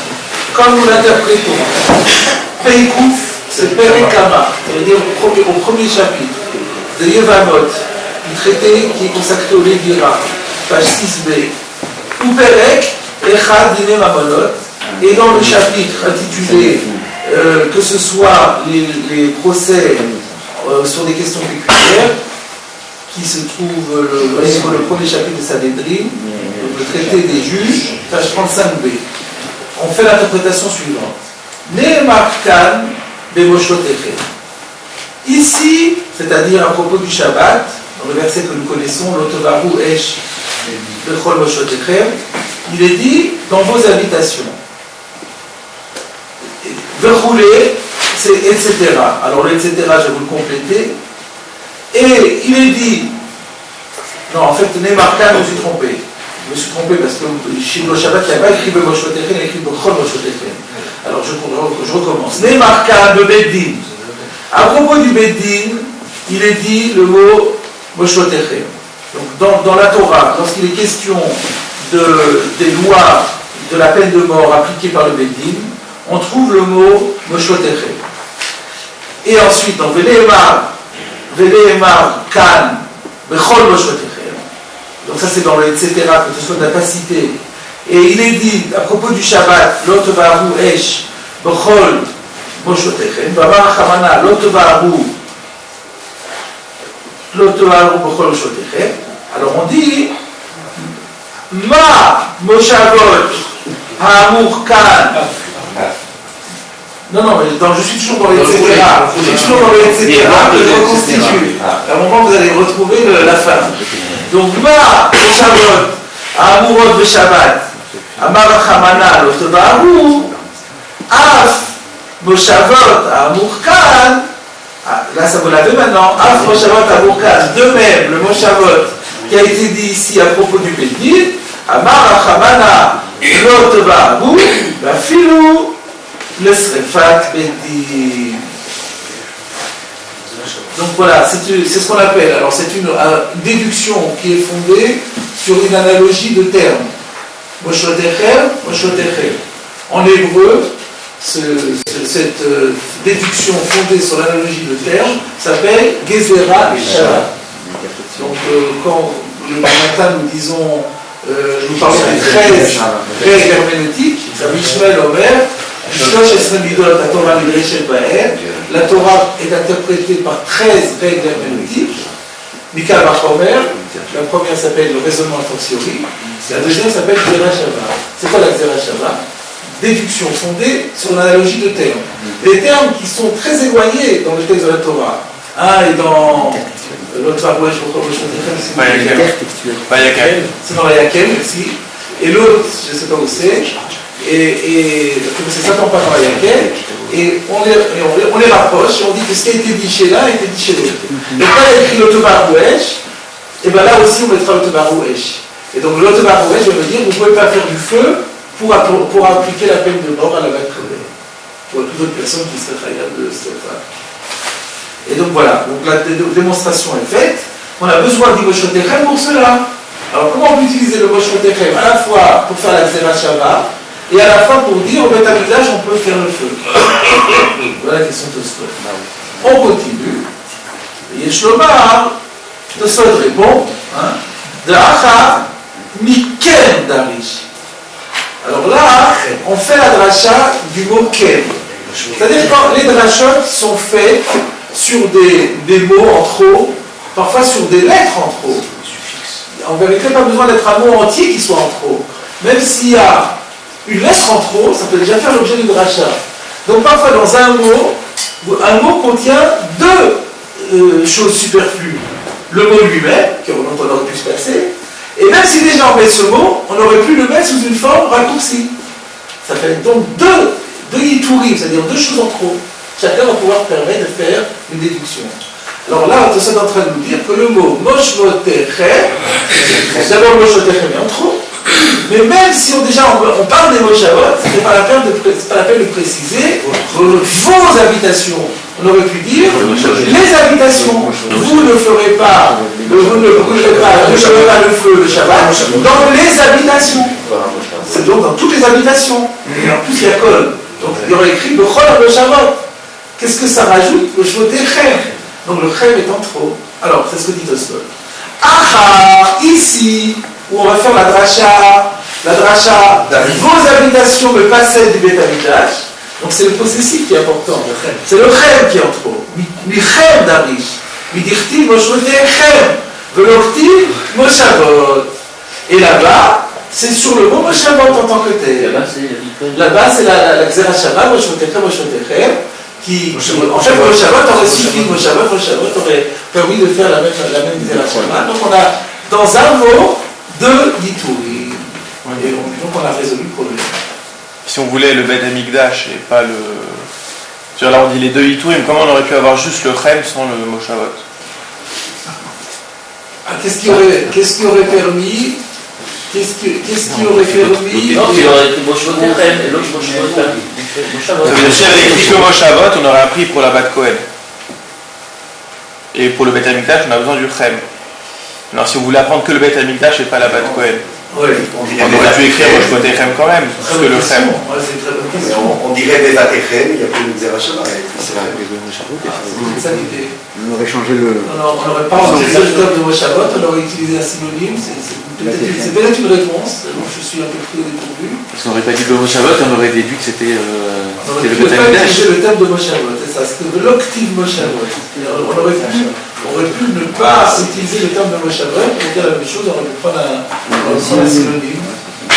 J'ai peur de dire ça, parce que si c'est rare qu'on fasse des drachot sur le fait qu'on aurait pu employer un mot pour un autre, on n'a pas tellement le droit de dire ça, parce qu'on ne sait pas qu'est-ce qui guide la Torah pour employer des mots plutôt que les autres. Donc je ne suis pas sûr qu'on puisse donner cette réponse-là. Si il y avait eu Moshavot, on aurait déduit pour le Beth Amikdash uniquement. Et on n'aurait pas appris pour la Bat Kohen. C'est quoi? Si on avait eu que Moshavot, au lieu de Moshavot et Chem. Je préfère cette réponse-là. Si on... Non, c'est pas ça la question. La question, mais vous m'avez aiguillé sur la bonne réponse. C'est que s'il y avait écrit que Moshavot et Chem, j'avais le choix maintenant entre deux drachot. Que Moshavot. Non, la question que Michael a dit, en imaginant que la Torah, elle n'est plus que le Beth Amikdash. Que le Beth Amikdash, elle est déjà obligée de dire Moshavot et Chem. Donc, une fois que j'ai utilisé Moshavot et Chem pour ça, qu'est-ce qui m'autorise à utiliser encore Moshavot pour la Xera Shabbat? La réponse, je l'ai maintenant. C'est que s'il y avait écrit Moshavot et Chem, j'ai le choix entre deux drachot. J'aurais commencé par la Xera Shabbat. Et j'aurais pas fait la dracha de... Si j'ai le choix entre les deux, entre un verset qui me dit tu peux brûler le jour du Shabbat au Beth Amikdash, ou une dracha, une Xera Shabbat qui va me dire tu n'as pas le droit de faire la srefat de la personne qui est condamnée à mort le jour du Shabbat. Entre les deux, j'aurais certainement choisi la règle qui respecte le Shabbat. Et donc j'aurais fait la Xera Shabbat et j'aurais pas fait le dracha.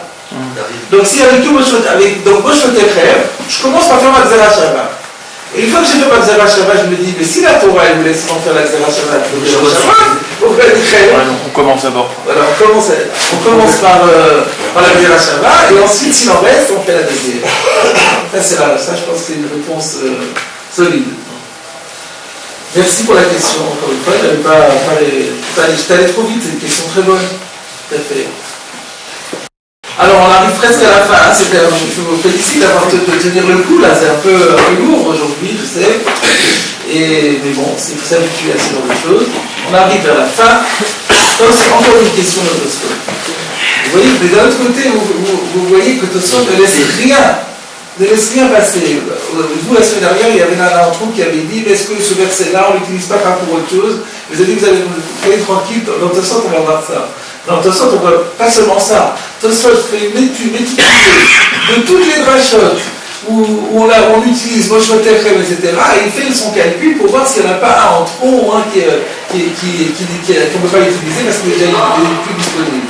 Il ne laisse rien passer. On passe tout au laser. Donc on arrive maintenant à la dernière question. ועד להשינה לפרקמה דקידושין, מושבות דקתא רחמה נגד בשבת לבנים, Donc maintenant, Tosfot dit, il n'y a pas un problème, il y a encore une référence, encore une occurrence qui nous fait problème, où on utilise le mot Shabbat pour autre chose.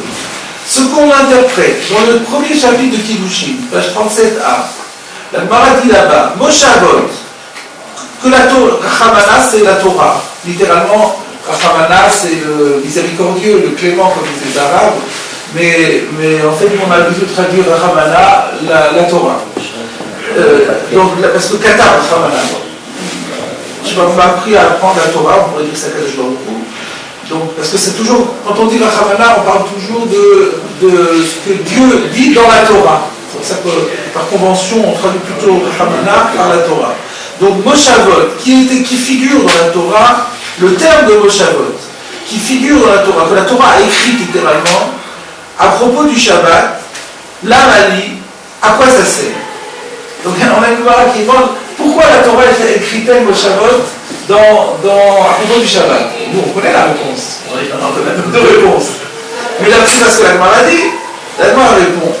Et elle dit, de Kalama, la Gemara répond, de Salkada Tachamina, l'abréviation, vous voyez, Salkada Amina.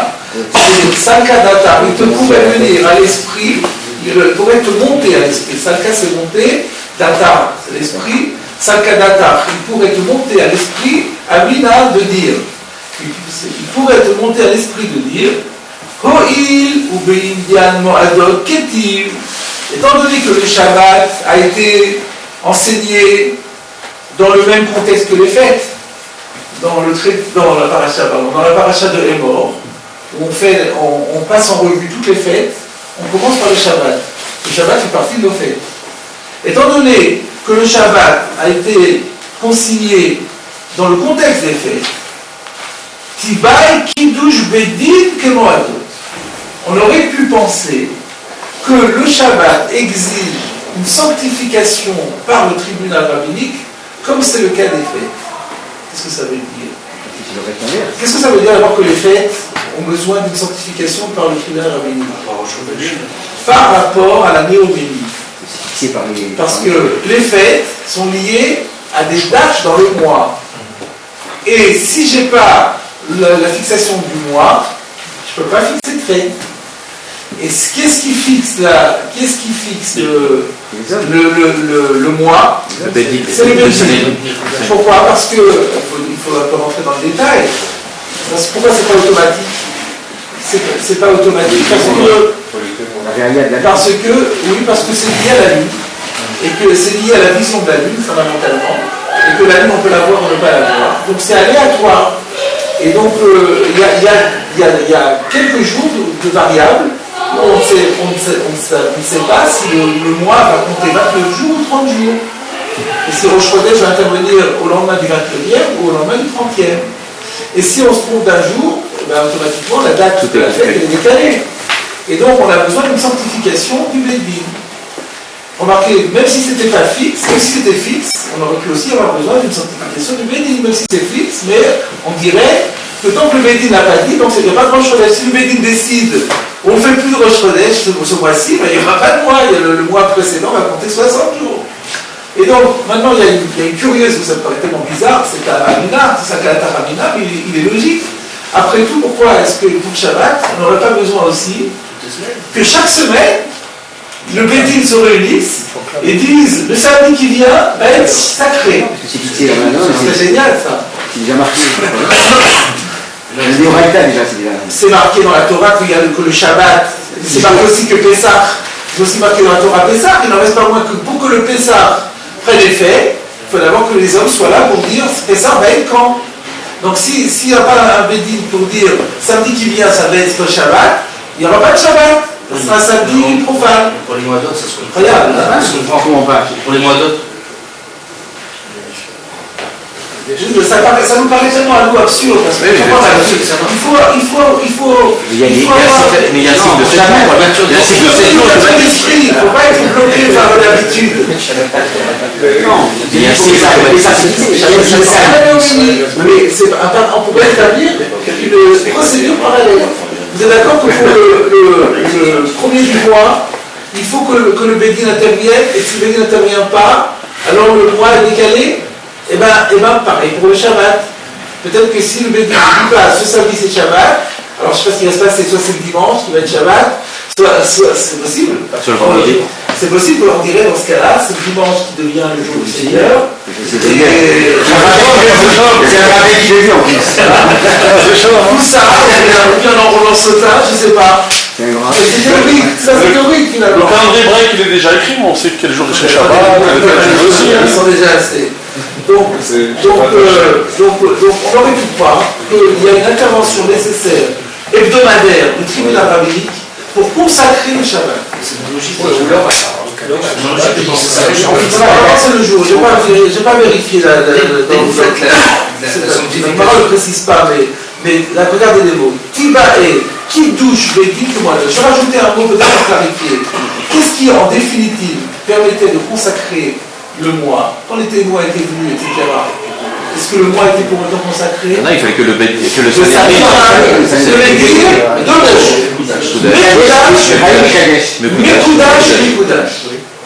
sanctifié, consacré.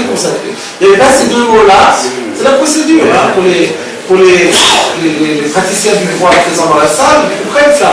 Il y a des règles de procédure à respecter. Si la procédure n'a pas été respectée, il y a vice de forme, on arrête tout.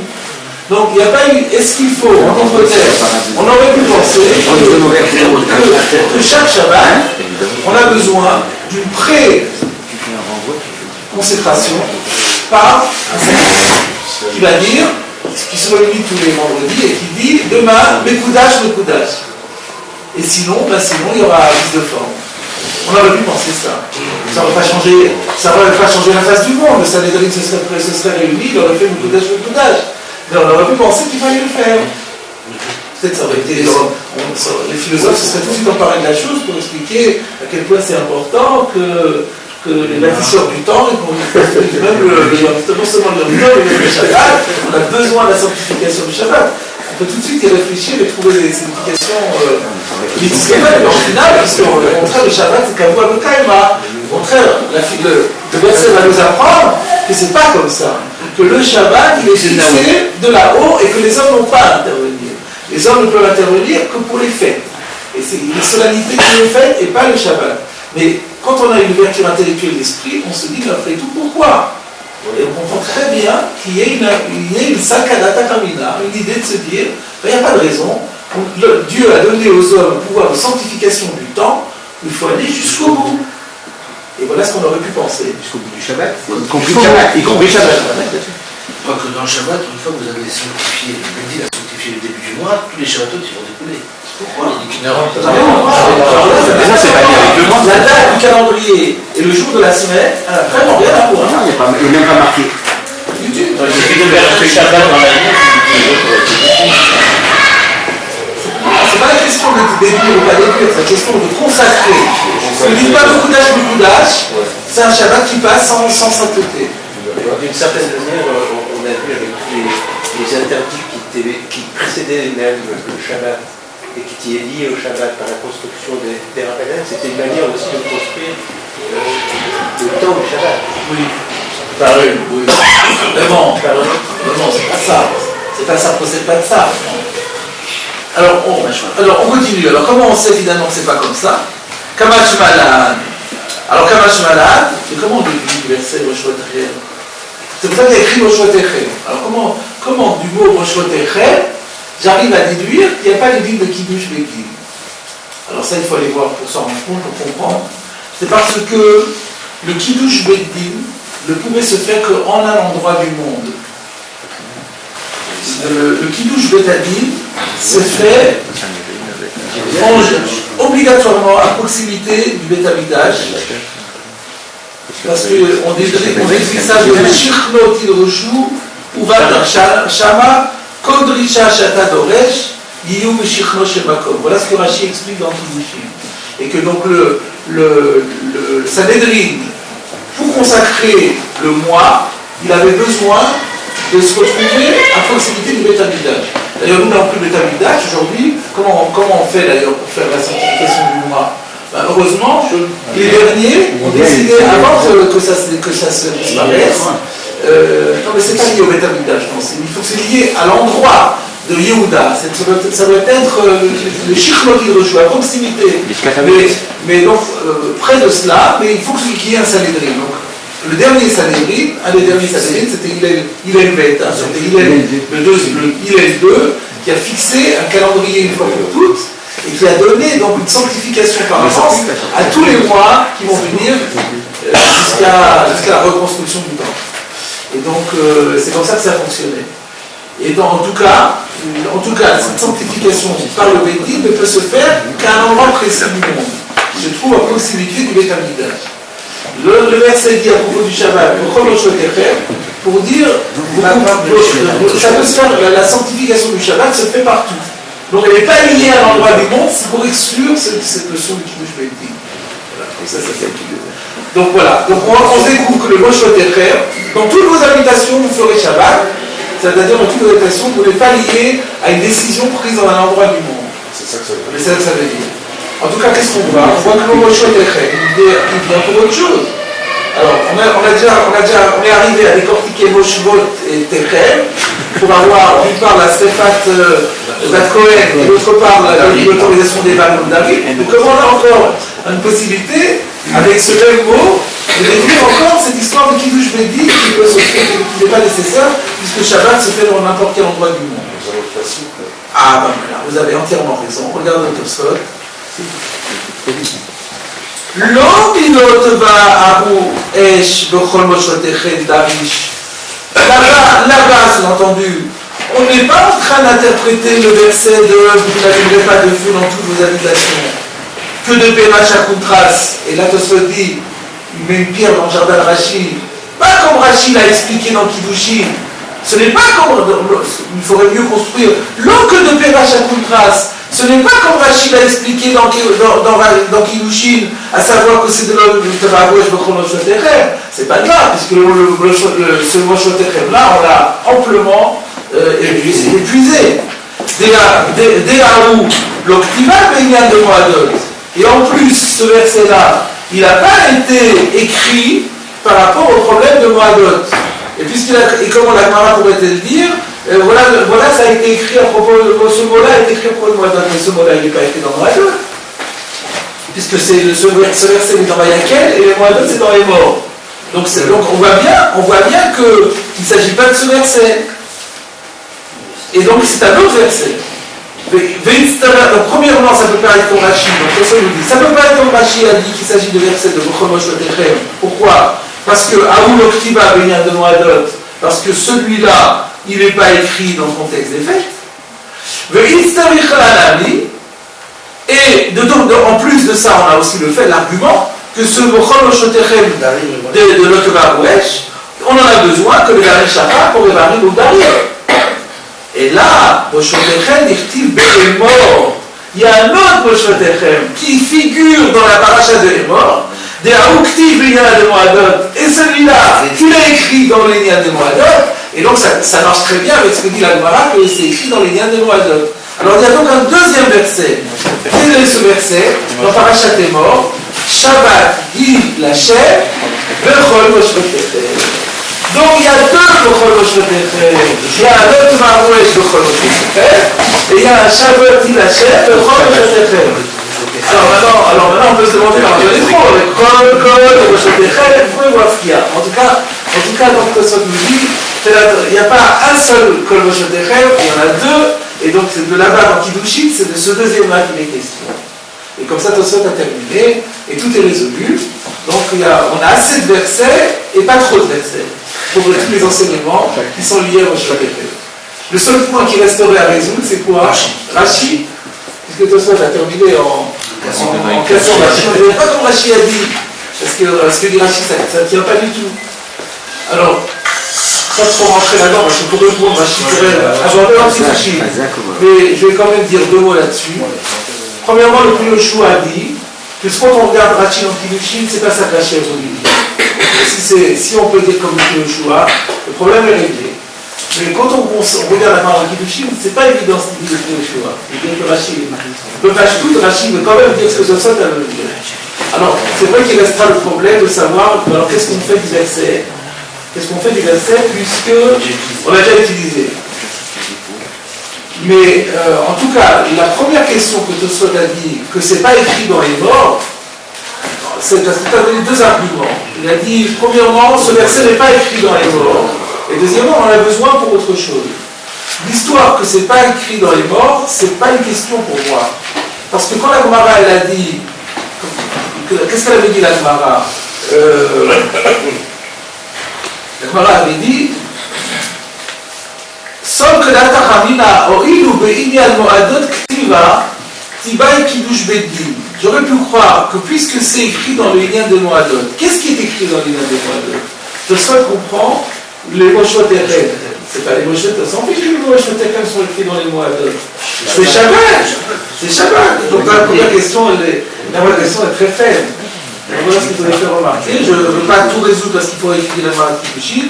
Je dis que premièrement, je desserre les taux sur Rashi en disant premièrement, il n'est pas certain que Rashi voulait dire ce que Tosfot fait dire, quelqu'un de problème qui s'écroule. Et une chose est sûre, c'est que la première question de Tosfot n'en est pas une du tout. La deuxième, on est difficile, mais comme c'est des problèmes de Rashi, on a un rôle de Shoterem par ailleurs, donc on peut peut-être s'amuser à trouver des calculs différents. Je n'en dirai pas plus pour ce sujet-là qui nous a déjà pris beaucoup, donc je propose de faire une pause. On a encore devant nous 25 minutes jusqu'à l'allumage des bougies. Et donc on peut faire la pause et passer aux questions.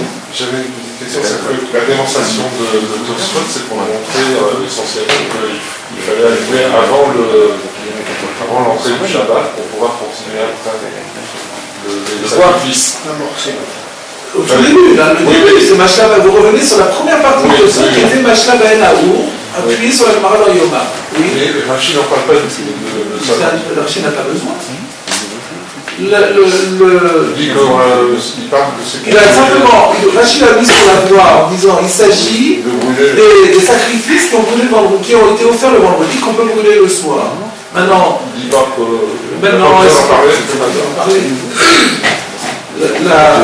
la question que vous sous-entendez, c'est quand est-ce que Rashi répond, quand est-ce que Rashi prend à bras le corps les problèmes et quand est-ce qu'il n'y répond pas?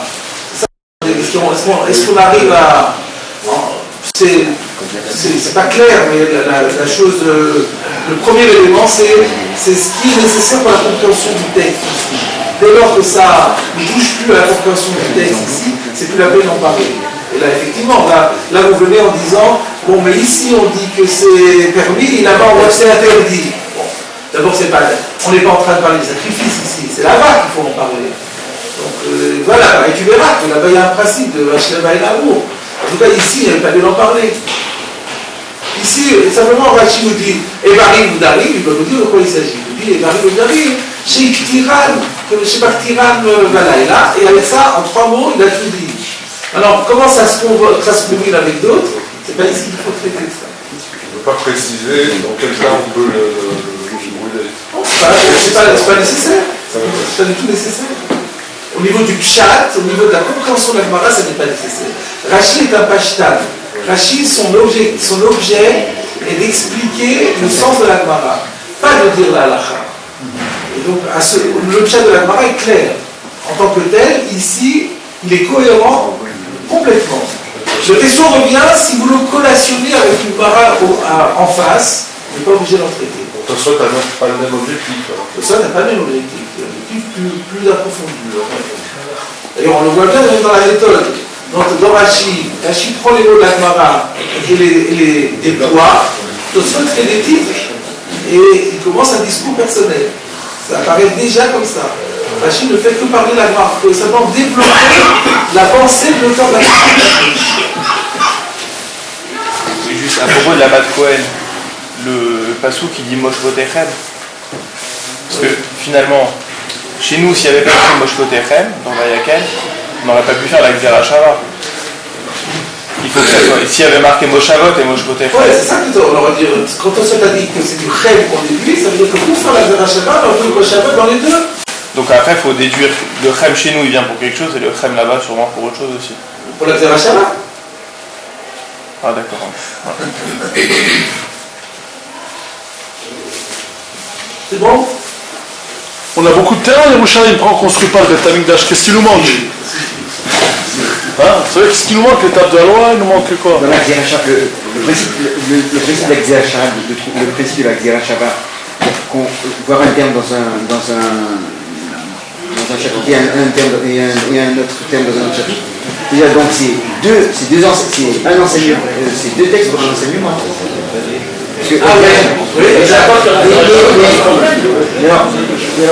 ça qui est un peu gênant. Tout à l'heure, on dit en partie du principe que les deux enseignements ne peuvent pas prendre un terme. Puisque alors, et là, on voit le cas de la Xéra Shava, en fait, on est obligé de se servir de la Xéra Shava pour apprendre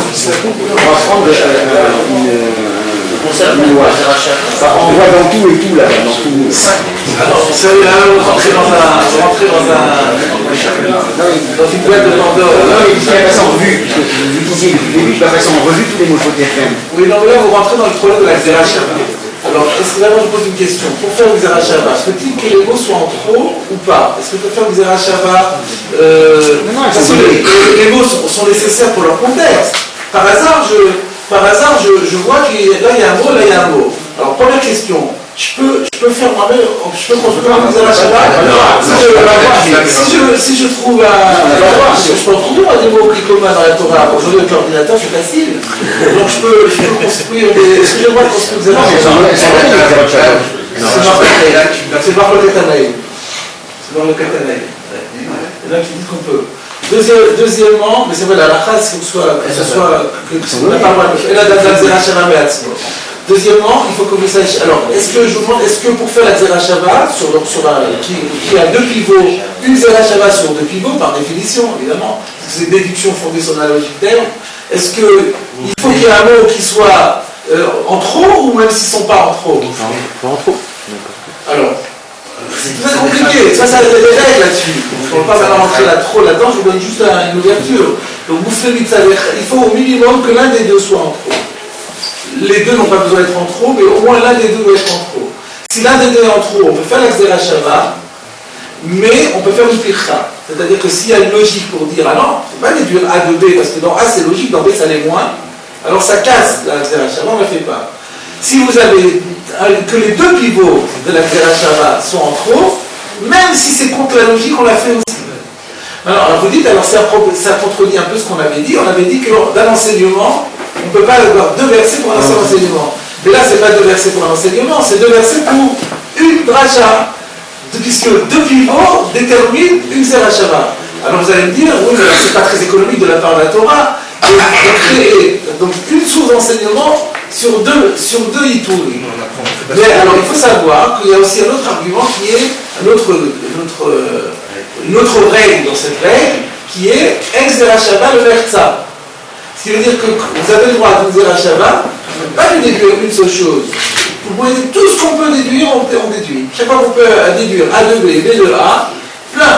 Donc vous compensez, on a besoin de deux versets, de deux pivots pour faire une Xéra Shava, mais après, avec ça, vous pouvez déduire plein de choses. Voilà.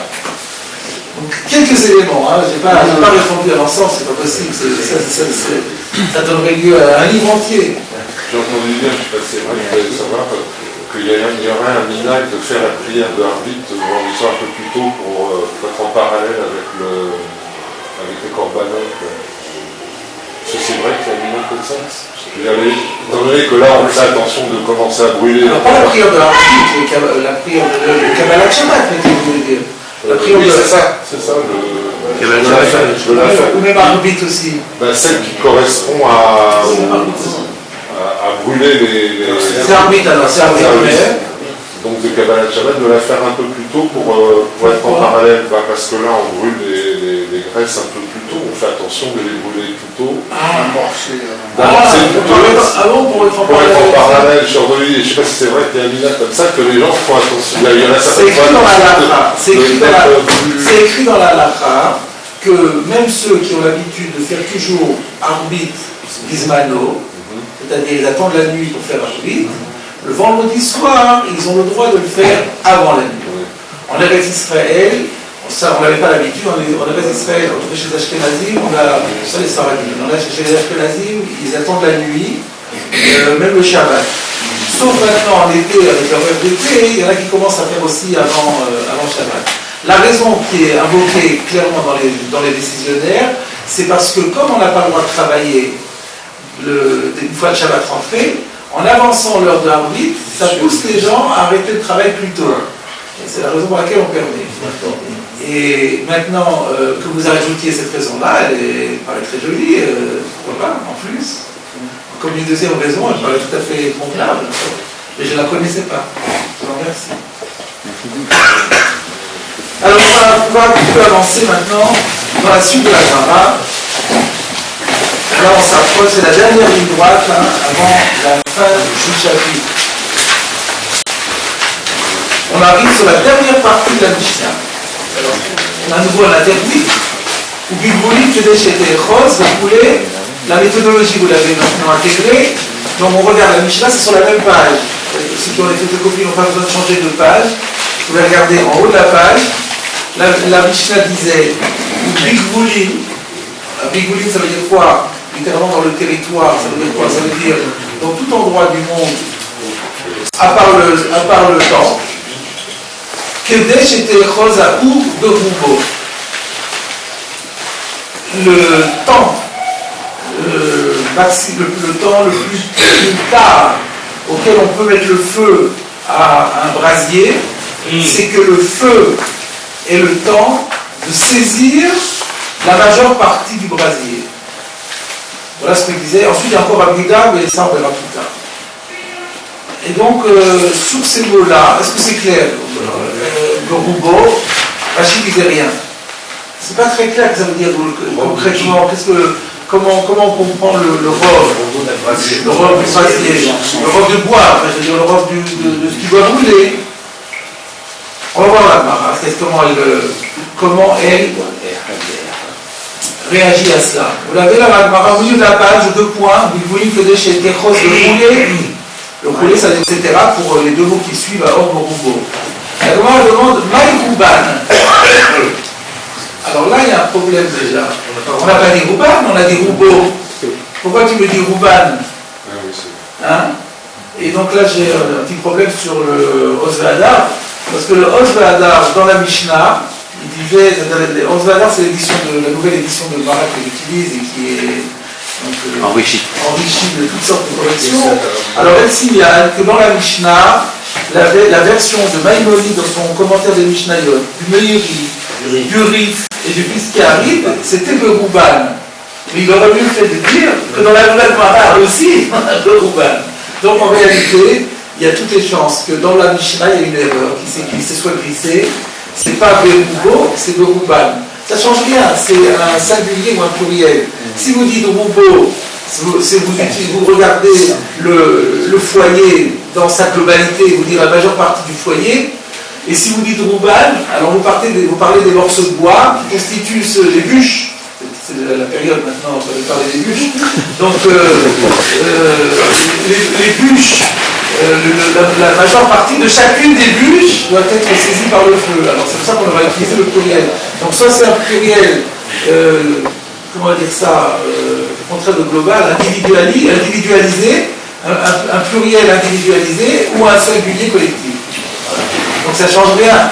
Et c'est parce que ça ne change rien qu'on peut avoir des différences de version, parce que ça n'a pas d'importance, on n'attache pas d'importance à ça. Mais le fait est que puisque la Mara, elle a dit Berouban, que dans tous les Rishonim qu'on a cités, il y a écrit Berouban, Rashi, lui, le disait, ah oui, Rashi, et j'avais pensé que Rashi ne disait pas le titre. C'est vrai qu'on ne peut pas savoir quelle est sa version. Et comme il a dit le Roubo, mais c'est pas sûr qu'il c'est son commentaire peut-être. Non, mais on ne peut pas savoir. Donc il y a toutes les chances que ça va beaucoup. Dans la correction, j'ai, après le RIF, etc., dit et des Mouchar, de Maral et Kamal. Ah ben voilà, donc vous avez une édition qui est postérieure à la mienne, et donc c'était ma remarque qui a été déjà intégrée. Très bien, très bien. Alors, que veut dire le mot Rouban? Que veut dire la majeure partie des bûches? Amar Rav, Rov Kol Echad Ve'echad, ou Shmuel Amar, je m'arrête là. Vous êtes déjà habitué à cela, n'est-ce pas? Le premier passage que nous avons étudié ensemble depuis l'élection, plutôt la rentrée, puis la rentrée, c'est Machloket Rav et Shmuel. Voilà. Donc là encore, on a un débat entre Rav et Shmuel qui sont, je le rappelle, vous vous rappelez, de quelle période? Première génération des Amoraïm de Babylone. Alors, Rav est toujours cité en premier parce qu'il était considéré comme encore plus grand que Shmuel. Rav dit, que signifie Rov Kol Echad Ve'echad, la majeure partie de chacun, de chacune, de quoi? De chacun des morceaux de bois, de chacune des bûches. Rashi, ça va être précisé parce que Echad Ve'echad, on n'a pas dit quoi. Rashi nous dit, Kol Etz Ve'etz. Il s'agit de chaque morceau de bois. Et alors, qu'est-ce qu'on aurait pu croire d'autre? Rashi se pose la question, qu'est-ce qu'on aurait pu dire d'autre? Velo Teima, et que tu ne dises pas, Kivan Sheachaza Berov Minyan Haetzi. On aurait pu penser que le Rov désigne ici le nombre des morceaux de bois qui sont réunis. C'est même logique de penser comme ça. C'est ce qui est écrit Sagi. Sagi, c'est ça? Voilà. L'otema qui va chez Achaza, Rov Minyan, Aetzim Sagi.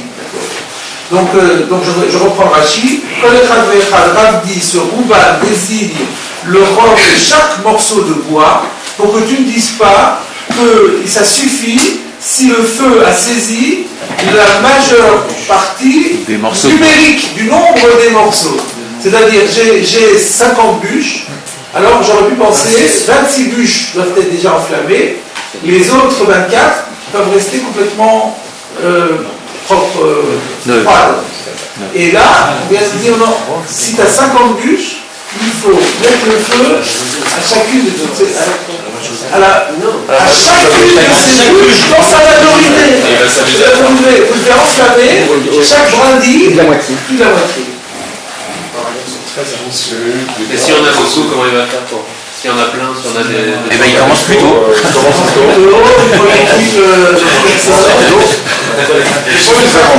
C'est jamais un problème. C'est l'eau d'Israël, ensuite il est en flamme, et après ils vont viser, puis après... Voilà donc la position de Rav, qui est une position pour qualifier d'extrémiste, qui va dire donc le Rov, non seulement c'est une majorité, mais c'est une majorité de chaque morceau de bois, individuel de chaque morceau de bois, et non pas une majorité numérique.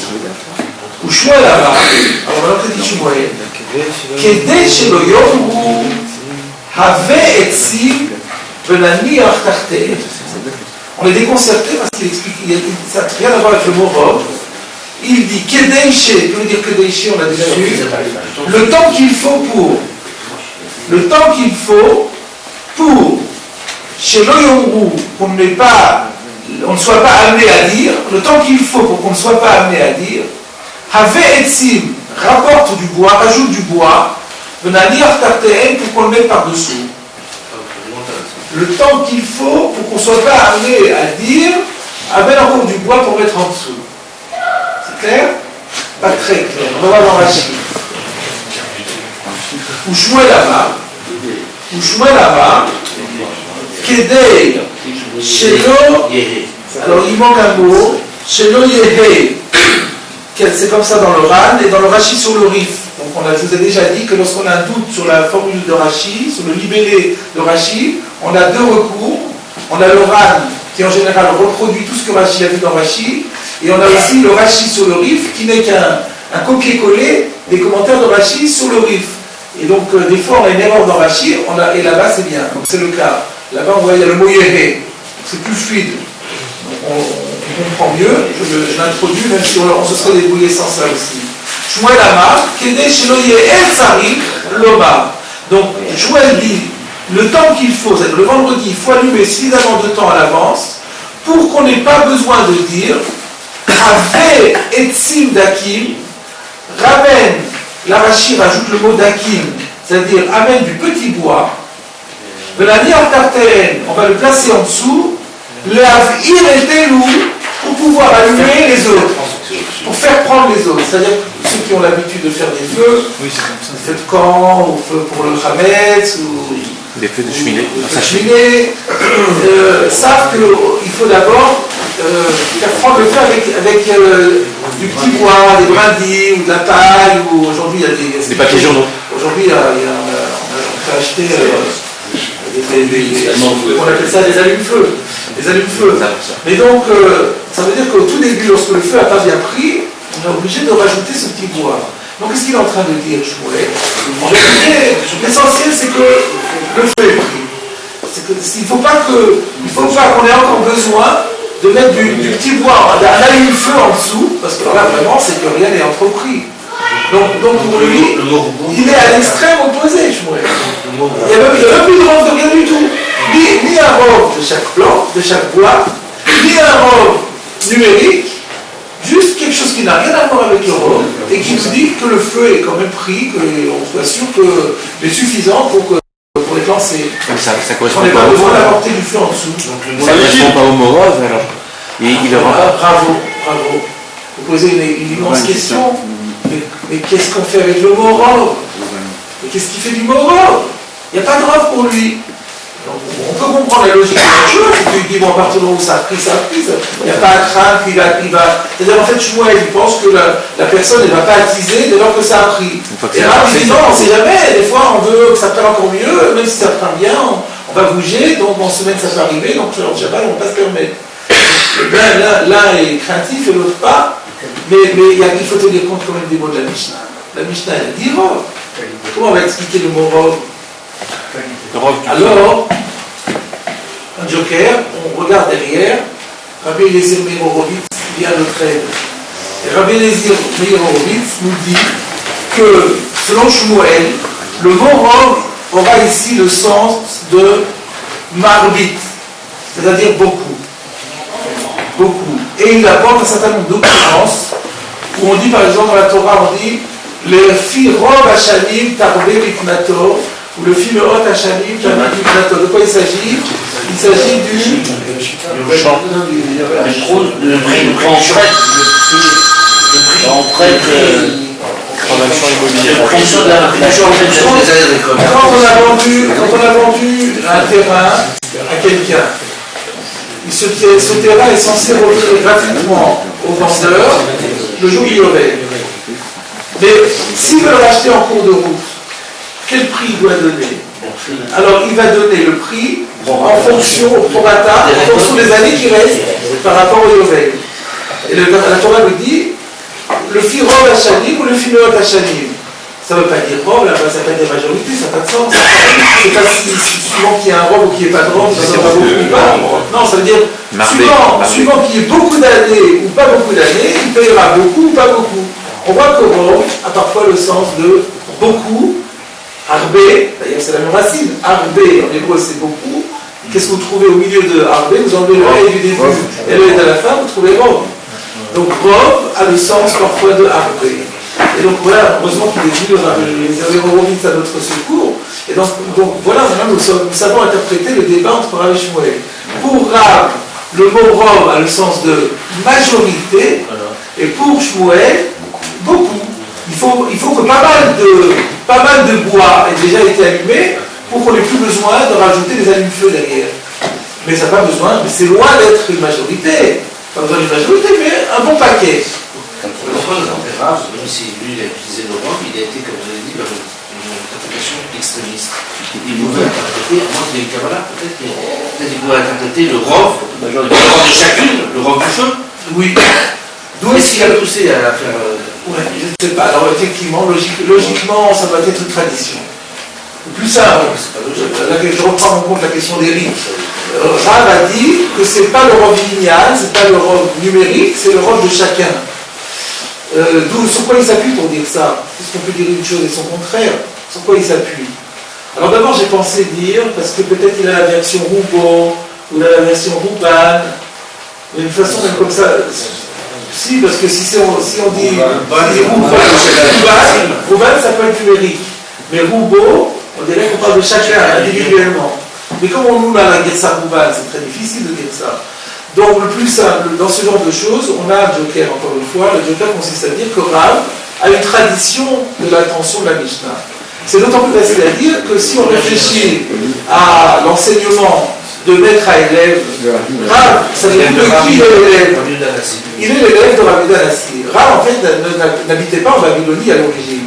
Bien que j'ai dit il y a un instant qu'il était le maître de la première génération des Amoraïdes de Babylonie, mais lui, il venait d'Israël. C'était un Yored. Il était donc, il avait fait ses armes, il était né en Israël. D'ailleurs, certains disent qu'on l'appelait Rabbi Abba dans le temps. Rabbi Abba Arika. Donc Rabbi Abba, il avait étudié chez Rabbi Danassi. Rabbi Danassi n'est autre que le compilateur des Mishnayot. Qui mieux que Rav peut savoir quelle était l'intention de Rabbi lorsqu'il a compilé cette Mishnah et qu'il l'a mis dans la Mishnah sous cette forme. Donc on peut dire que sans difficulté, on peut dire que c'était sur la tradition qu'il s'est appuyé. Ce sera notre dernier mot pour aujourd'hui, puisqu'on vous attend pour la phrase. Exactement.